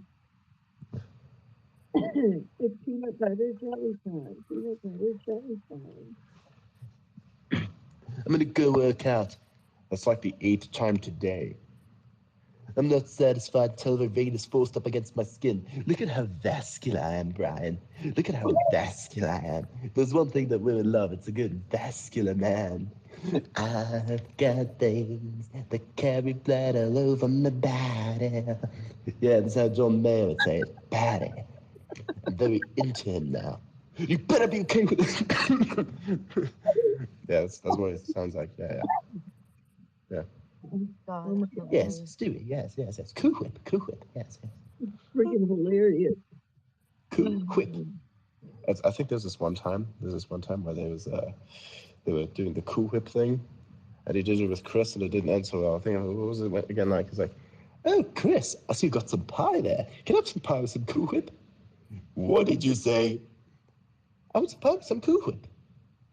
Oh my God, please stop. You said it weird. Something like that. I would do it loud about it tonight. So And then he just says, hey, chill, relax, man. It's just my bit, bud. Oh, you like bits, huh? I'm going to go show you the Stewie go around. He just grabs it by the leg and just like fucking spins him around. And then he just goes, oh my God, please, make it stop, make it stop. I can't. Like, bruh. Like if I was if it was not that late and my throat weren't as damaged, I could do all those sounds and you probably wouldn't know it's a different person. Wow. Well, I kind of believe it, considering your Backstory time.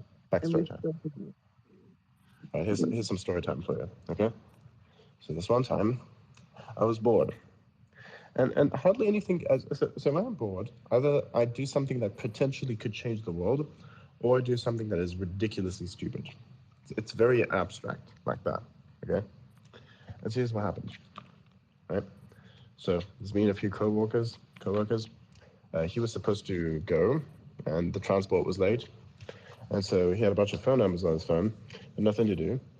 And I said, "You want to go prank call some people?" Just like that, random.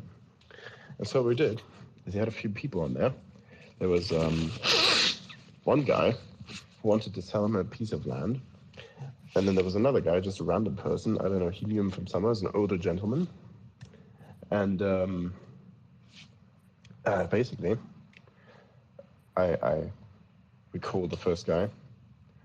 And I pretended to be, no, there's a third one in there too, somewhere. I don't remember who he was. But anyways, we called the first guy.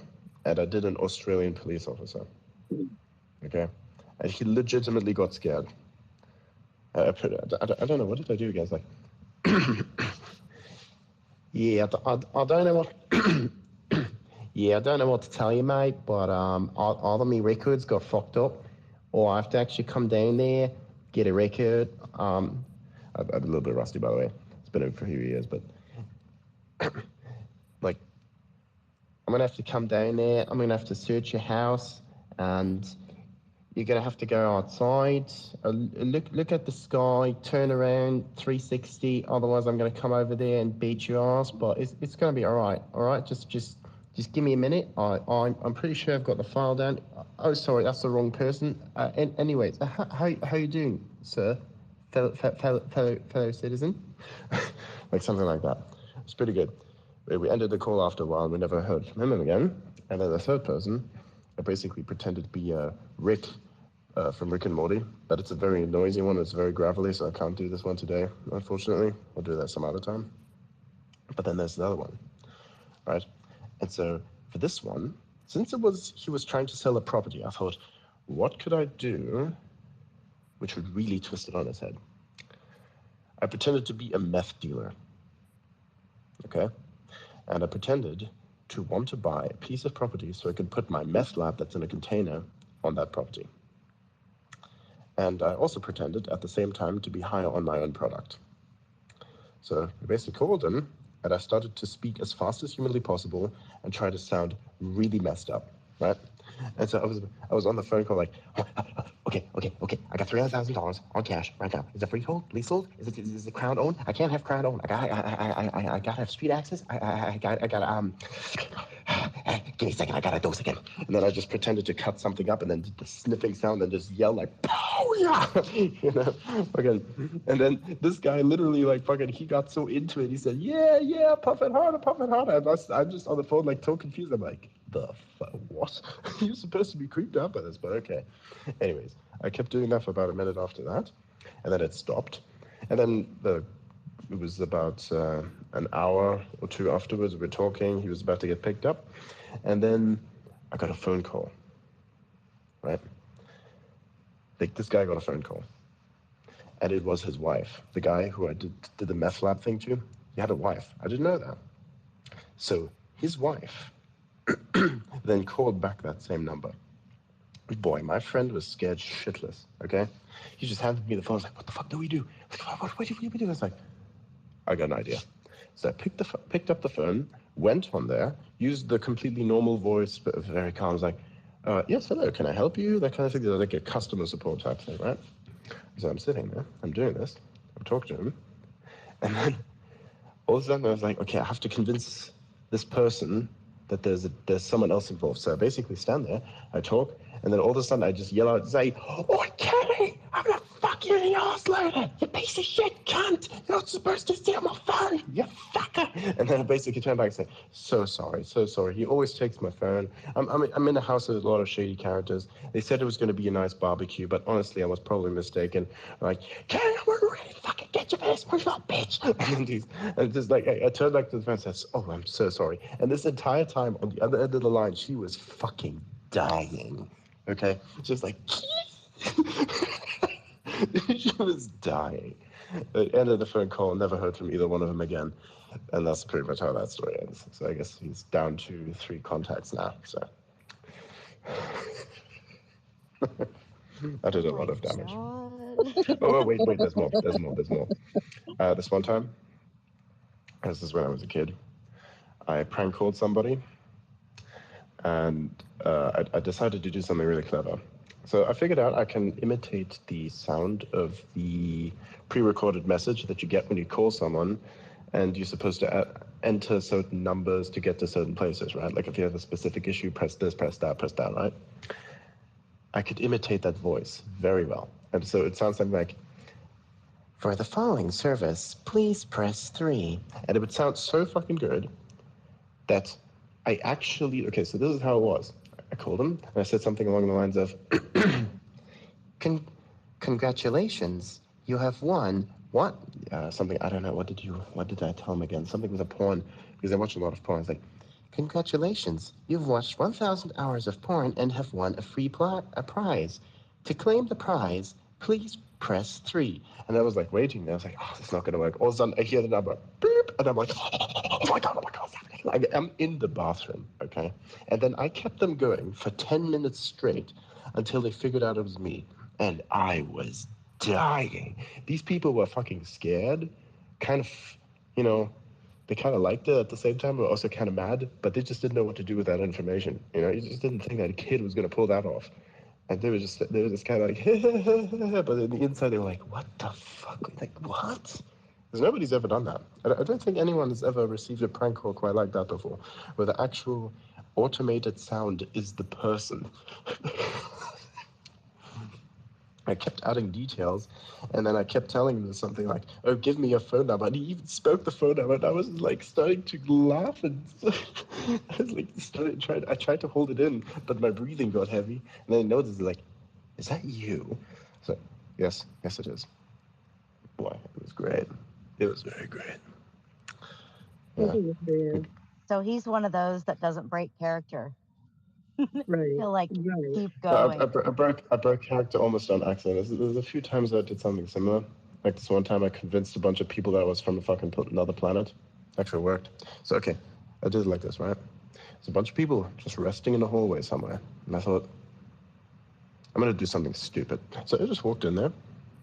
And I was like casually walking, like as if I was fucking, I don't know, just walking differently, like how a gentleman would walk, but more kind of casual, but extremely orderly, like the fucking Matrix almost. And just methodically sit down, wait for a while, and such, talk calmly, ask them a whole bunch of questions about the planet. And then I started like, "Hey, well, what are you doing? Where you come from?" I was like, "I'm from space. By the way, out there somewhere is my spaceship, but it's cloaked. You can't see it right now. But I'm going to go to this and disappear after a while." And basically, I got up, I started to walk away, and they started following me. I was like, "Okay, this is my chance." So I knew the ins and outs of the place very well. So I basically went down a maintenance staircase, just ran in and out of places and ran as fast as I could, and then just started walking into the crowd, just walking calmly, and they lost me. I could see how they were looking around frantically, and they were like looking at each other and shit. They were like really confused as to what the fuck just happened. Because that's just basically after I turned that corner in the hallway, and I noticed that they were following me because, I noticed they were getting up, and I could see one of the feet coming out because I was peeking. After that, I was gone, and they never saw me again. So I probably convinced a bunch of people I was an alien. Yeah. I love that. And I was 8 years old. No, sorry. I was 12 or 13 years old at the time. I don't know what was wrong with me. I just did stupid shit because I could. Oh my God. So a question we asked each other earlier. Did you ever sneak Wait, out there's of more. the There's more. Oh, I once convinced somebody I was a time traveler, oh. but in the dumbest way possible. Ooh, I love the I was time like told travel. I was like asking him a whole bunch of questions and such. We were talking, and I said, like, I know what your name is. And I was like, but I haven't told you yet. Well, you haven't told me yet, but you have told me in the future. And then basically, he was like, no, I'll never tell you. And literally 3 hours later, he tells me his name, and then I just like tell him, oh yeah, by the way, this is the moment you told me your name. And it's like mine was a little bit blown there, so I was like, okay. But it's like basically, I was pulling a Dr. Manhattan. Like I knew the whole time, but I also didn't. Like I'm actually glad he didn't ask me for his name because that'd been funny. But he was a bit inexperienced. He was younger, so he probably didn't think that far. But ironically enough, I just thought outside of the timeline. Yeah, so. Do you know the story of the time traveler guy? Like that was all over the internet? Like that dude is very convincing. I'll have to think of his name. I can't think of it right now. No, he's not Super real. cool. I He's not real. know. I debunked him. I know. It was sad.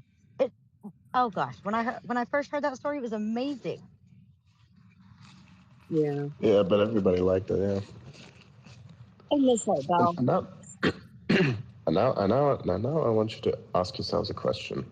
You're sitting in a room with a person who's done all this just because he could. How do you know that I'm not that guy?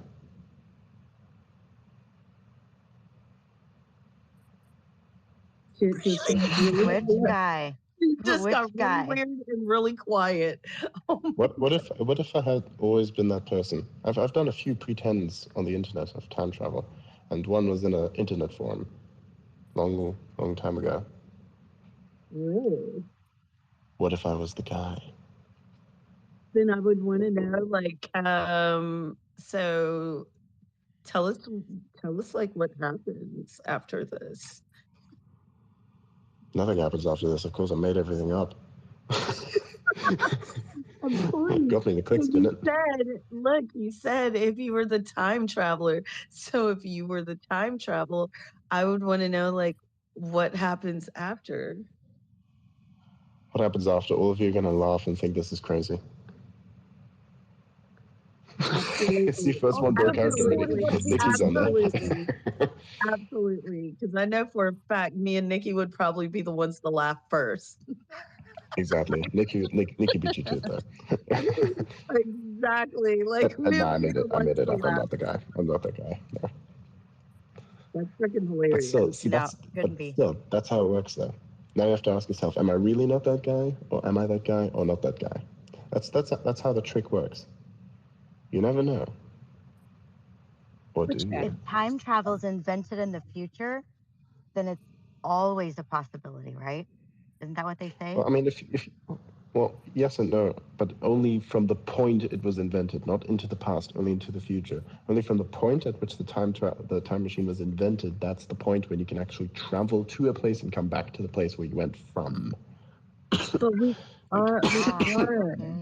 are the time machine. Well, no, we are a state of, actually no, we are multiple states of energy passing through other states, and that's what we think is time, because we simply see or perceive the state of matter shifting, as in something is built, something falls apart, entropy basically. We think that entropy is the demonstrative element of time, literally. Like, we think water flows, therefore time exists and flows forward, because the water has to flow forward, because it's a progression of one state to another, from potential energy to no energy anymore, like other type of energy, the energy that cannot be utilized, cold, just nothing. It's still there, but it's just reached its final end. We interpret that as time. We interpret chaos as time. Is it time? I don't know. But does it exist? Yes. Does it govern us? Yes. But is it time? I don't know. What is it?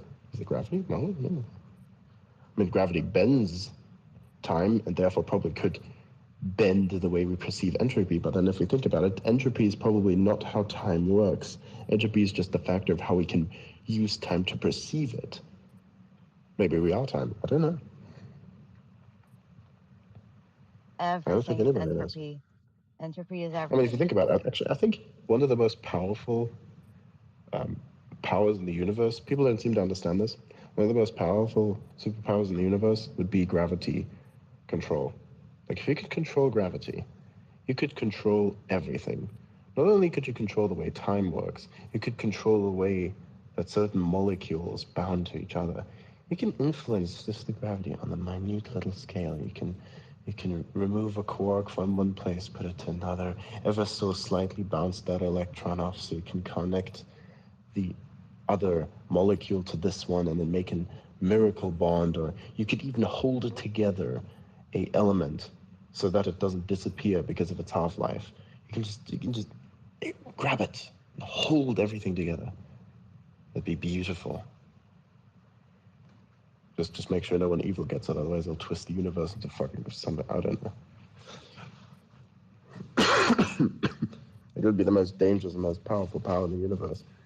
If you think about the most, if you think about the power with the least amount of danger to, I think, the surroundings, would be flight.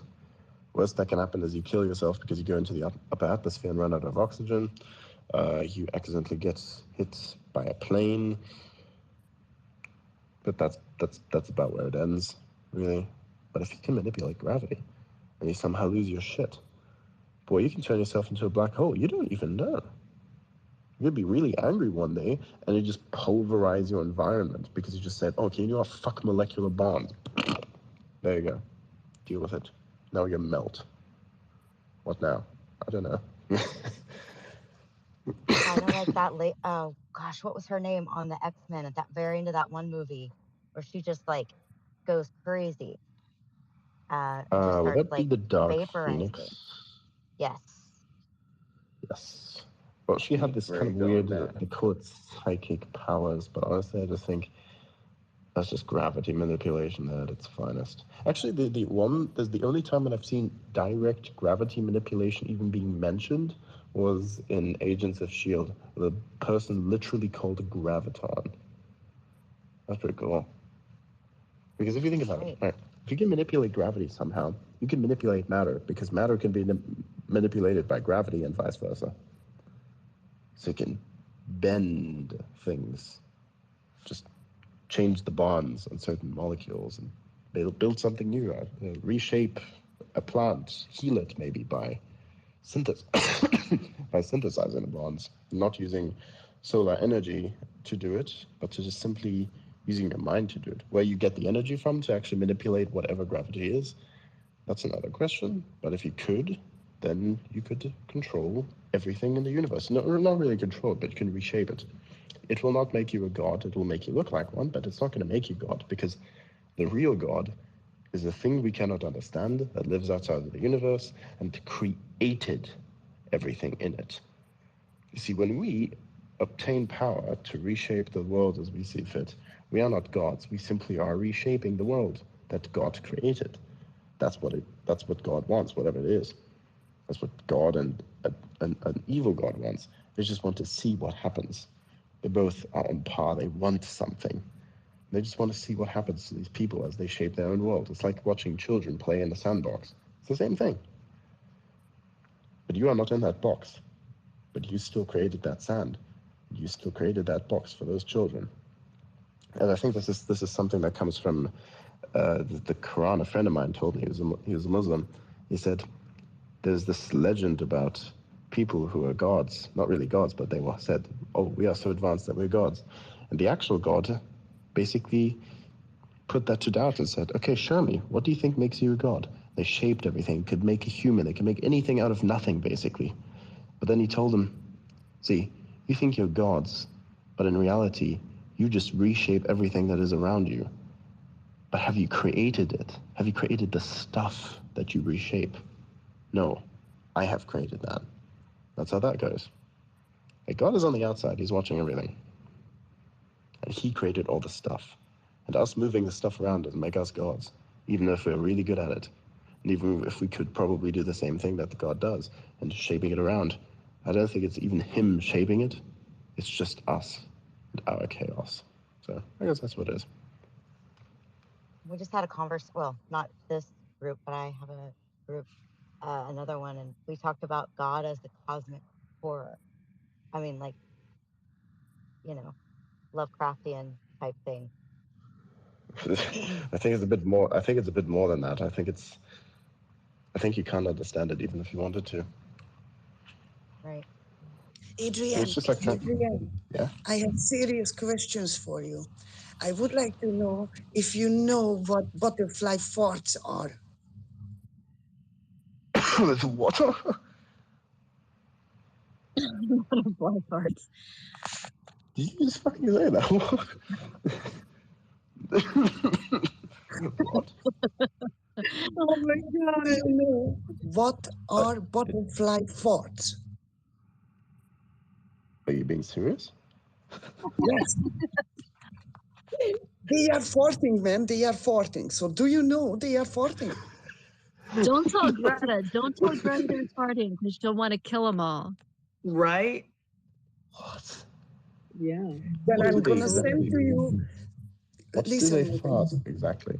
What kind of gas if you comes out doesn't of know them? butterfly farts, do you know cucumber fish?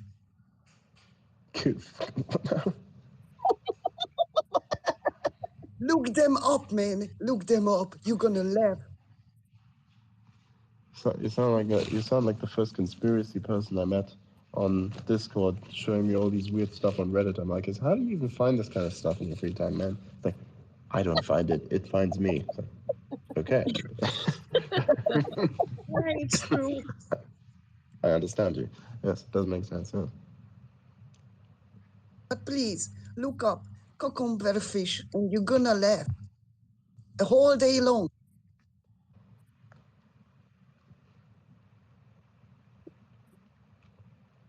I have the best Discord group. We have a library of Alexandria. I know those things. I know what cucumber fish are. They're basically a bêche de mer. They're actually a delicacy in the South Pacific.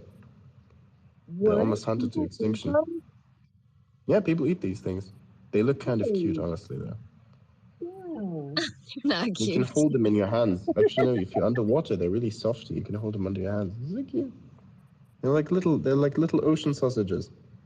I would use another word for that.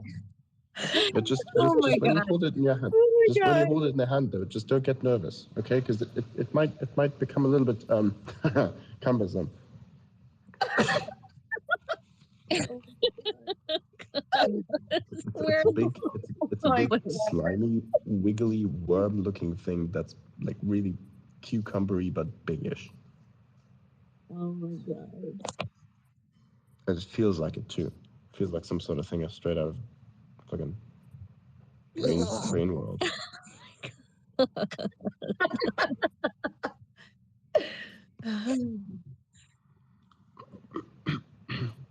Wasn't there somebody that totally just bit one of those when, like, it was one of those, like, watch what they eat and you're going to want to puke when you see it? Oh, no, I just think they take it, they boil it, and they eat it. What was that? I literally almost like threw up in my mouth. I've never heard that said come out of your face before. Oh my God. Oh my God. Oh my God. This is what happens when you sleep Why deprived. does it just look like a blob of foreskin? That's all I want to know. Why? Just why? Why does it look like an uncircumcision?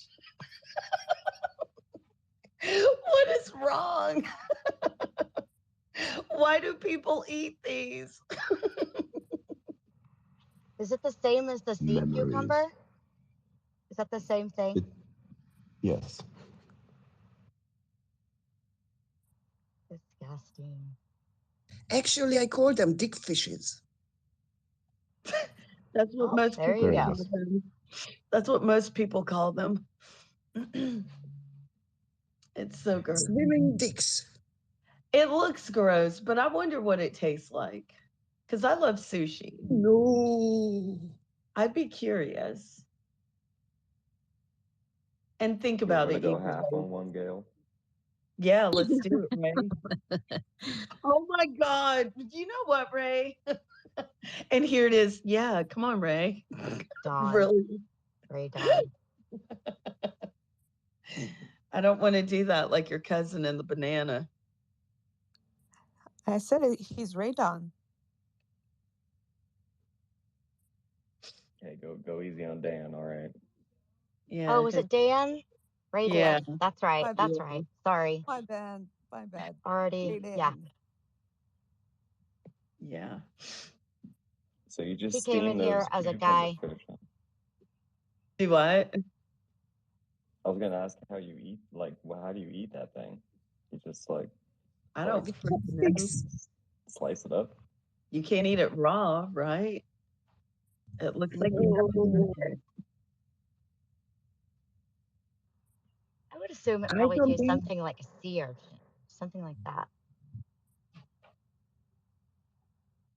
So I have to post a video because I didn't watch it all the way through, so I don't know if it's going to get me banned. So should I go under my other account? No. Why don't you watch it first and see if it's bad before you click and post it? I'll send it to you first. Oh, okay. Okay. Where is it? It didn't even paste. Hang on a second. That should be that should be a really bad sign.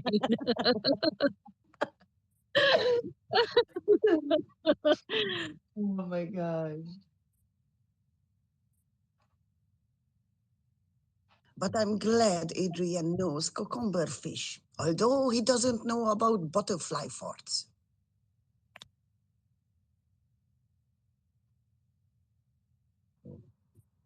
Is that something that you created, Pocket? No, it's or do they actual actually fact. exist? Oh. It's actual fact. Every living being farting, Lola. Oh, okay. Got it. I'm just wondering, like, where did Remind me not to carry lighter close to them. Just wait for breeding season. You basically got yourself a massive thermobaric situation. The carbon. The carbon. This is horrible. This is horrible. That's why I had a fire to it. When she had that before. Like, You're basically going to take out all those monarch butterflies faster than the monarchy has destroyed itself within the last 50 years. I'm gonna stop now. That's been enough for today. I'm glad these spaces aren't recorded because good God. It is recorded, Adrian. Oh fuck me. So, Gail, check the DMs real quick because I sent that to you. I'll let you make the decision since it's your space. Is it my personal favorite of the day is AI telling people how to cook meth. You've seen that tweet, haven't you? I did. Yes. That's amazing. That's pretty funny, but isn't it? it's because it has all knowledge up until what? 2021? Yeah, I think so. Just like everything. Well, not everything. I mean, basically, people still have to manually label things, which is the problem with AI. It's this is also what they did what was done at Tesla. It's like you try to build a labeling system that can label itself, because a human labeling it's going to be too inefficient because there's so much data. Give me a second. There's just too much data to label. If a human or a team of humans were to try to sit down and label all the training model data, that's a problem. But if you can actually get the data to label itself in a sense, then you basically got a solution for self-improvement, in a sense. Well, almost halfway there, because first you need to have something that can effectively label, and then you have to have something that can effectively apply the correctly labeled knowledge in such a way that the good knowledge does not get erased by something dumb. You know, like basically like smoking a pack of cigarettes. It's like, oh, I can smoke a pack of cigarettes? Okay, let's smoke a pack of cigarettes. Oh, I need more cigarettes to feel the same high. Good, I'll pack more cigarettes. Okay, and now I have lung cancer. What do I do? Like, you probably don't want that for your AI, so.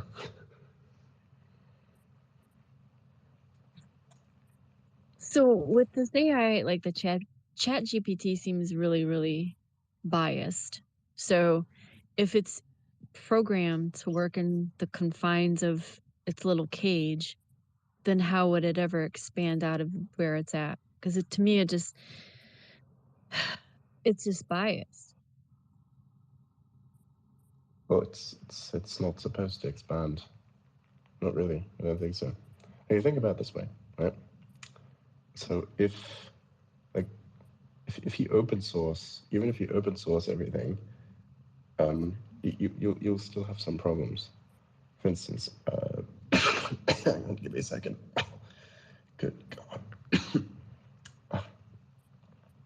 Goodness me, hang on. Goodness me. There you go. So if you open source it, it'll be like probably 60 to 80% accurate on average, and that is assuming the individuals are actually putting together training models are made of scientific data acquired through its respective scientific methods, applied in the most accurate way, and do not use the misconstrued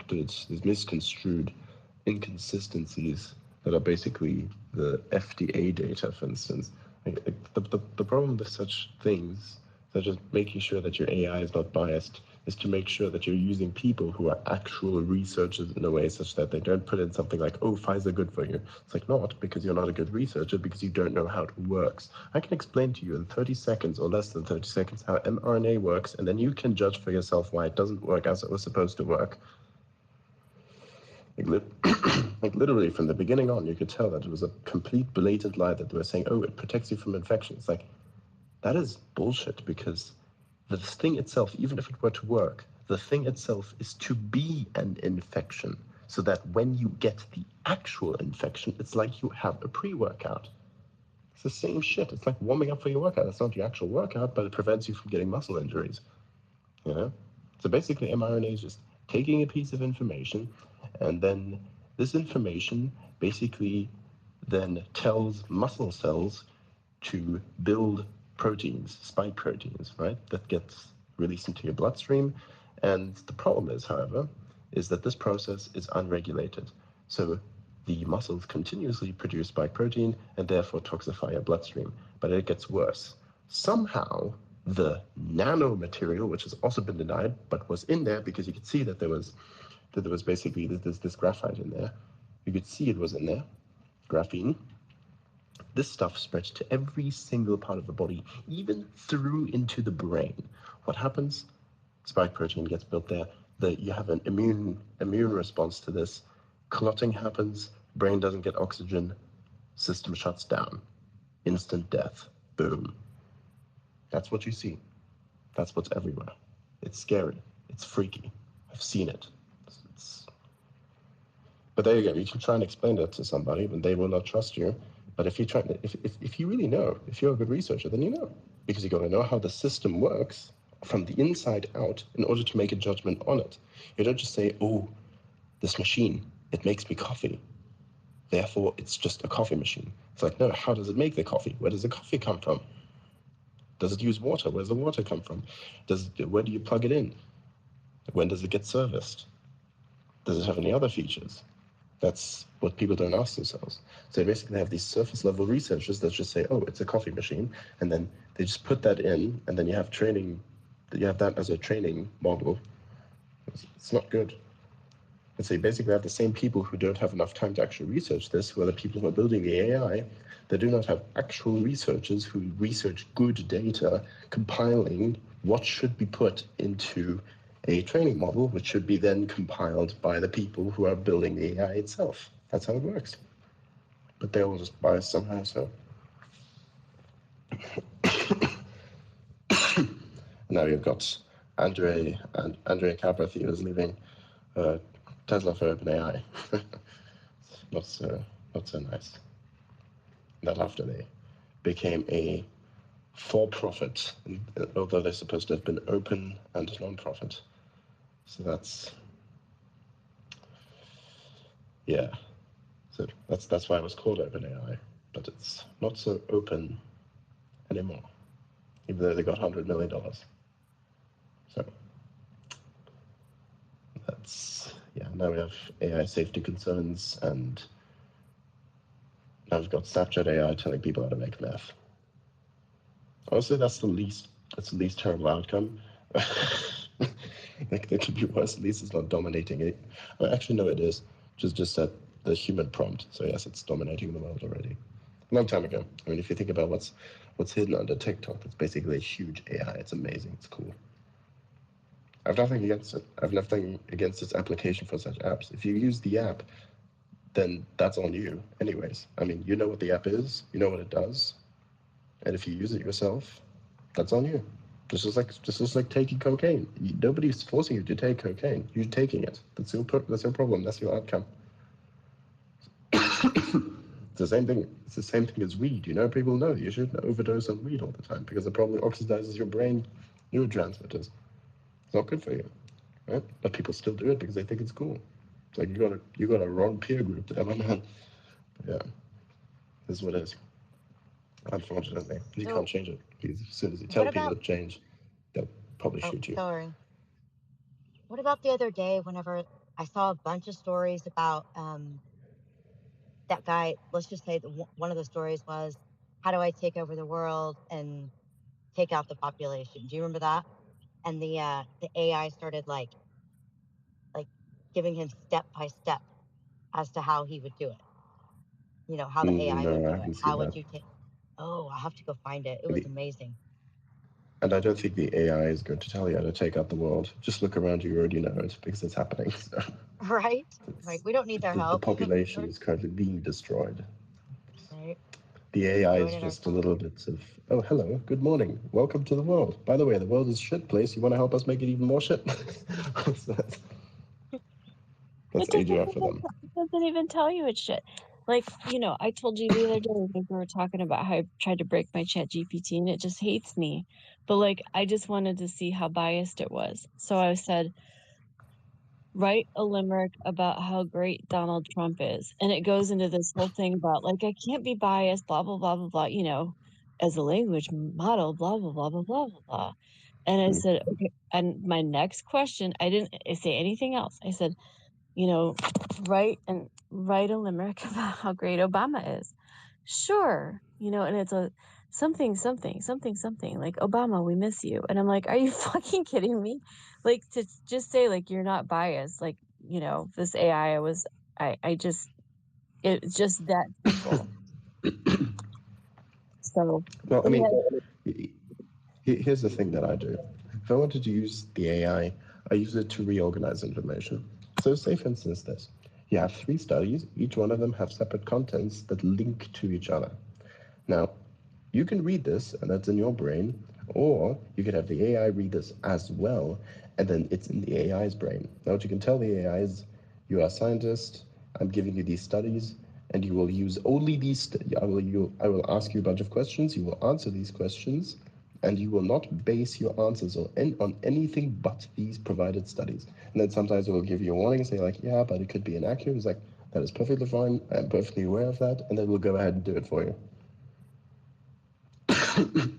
I've single-handedly conducted a fucking meta-analysis. It's pretty good. I feel like you do smart people stuff. I do stuff to try to like challenge my dude. I already know it is biased. Now I just basically try to salvage broken parts. Yeah, I know. This is how it works. By the way, I'm gonna have to go. I have to sleep, and I feel not so good. Well, you need to listen to what I told you to do, and that's boil your pot of water with some lemon and some honey and some ginger, and it'll make. I should trust me on this. It'll make you feel better. I think you need to take an antihistamine. You need an allergy pill. No, I don't have allergy. And he needs honey. Take double dose. I'll take a painkiller. It's going to work the same way. Oh my gosh. No, it's not. Sleep is the best That's medicine. going to be the same type of effectiveness. How you regenerate. Like those, have a good day, I don't have night, an allergy whatever. reactions. Just. What's it? Well, get some sleep. Get some sleep. You have to rest your body, and you have to feel better. Get well soon. Thank you.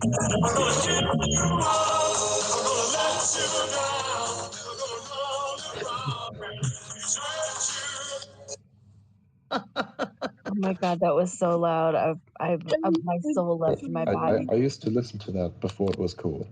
Okay, and I actually loved the song. I was like, you're using a Rick Astley song. I knew exactly who it was. Like, you know what this is? Like, I used to listen to it when I was a kid.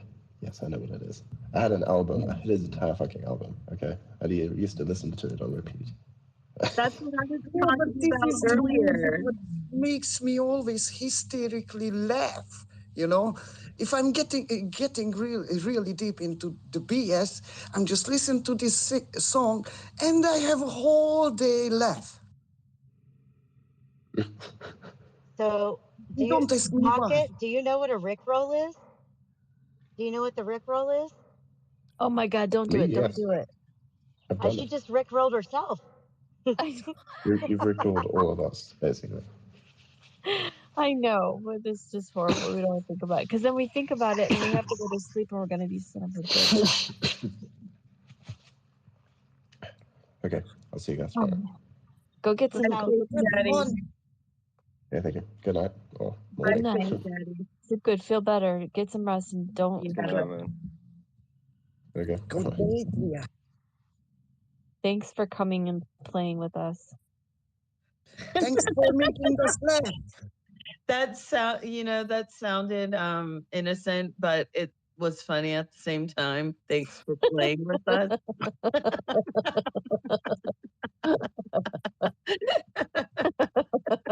And thank you to be the reader as a punishment. It was very, very interesting. That was perfect. But you It know was what, Gail? good. I didn't even get a copy. Did What? everyone get it but me? Yeah, I didn't get it. You must have sent it to somebody else. Oh my Serious. God. No, I didn't. This will make the second time. What the hell? I literally clicked on your photo and sent it. Damn it. Let me see. You should have told me that earlier. Now I have two people I have to potentially apologize to. Wait. I did get it. sent I it. just didn't get it like right away. Okay, I just checked again and I did get it. Sorry, Gail.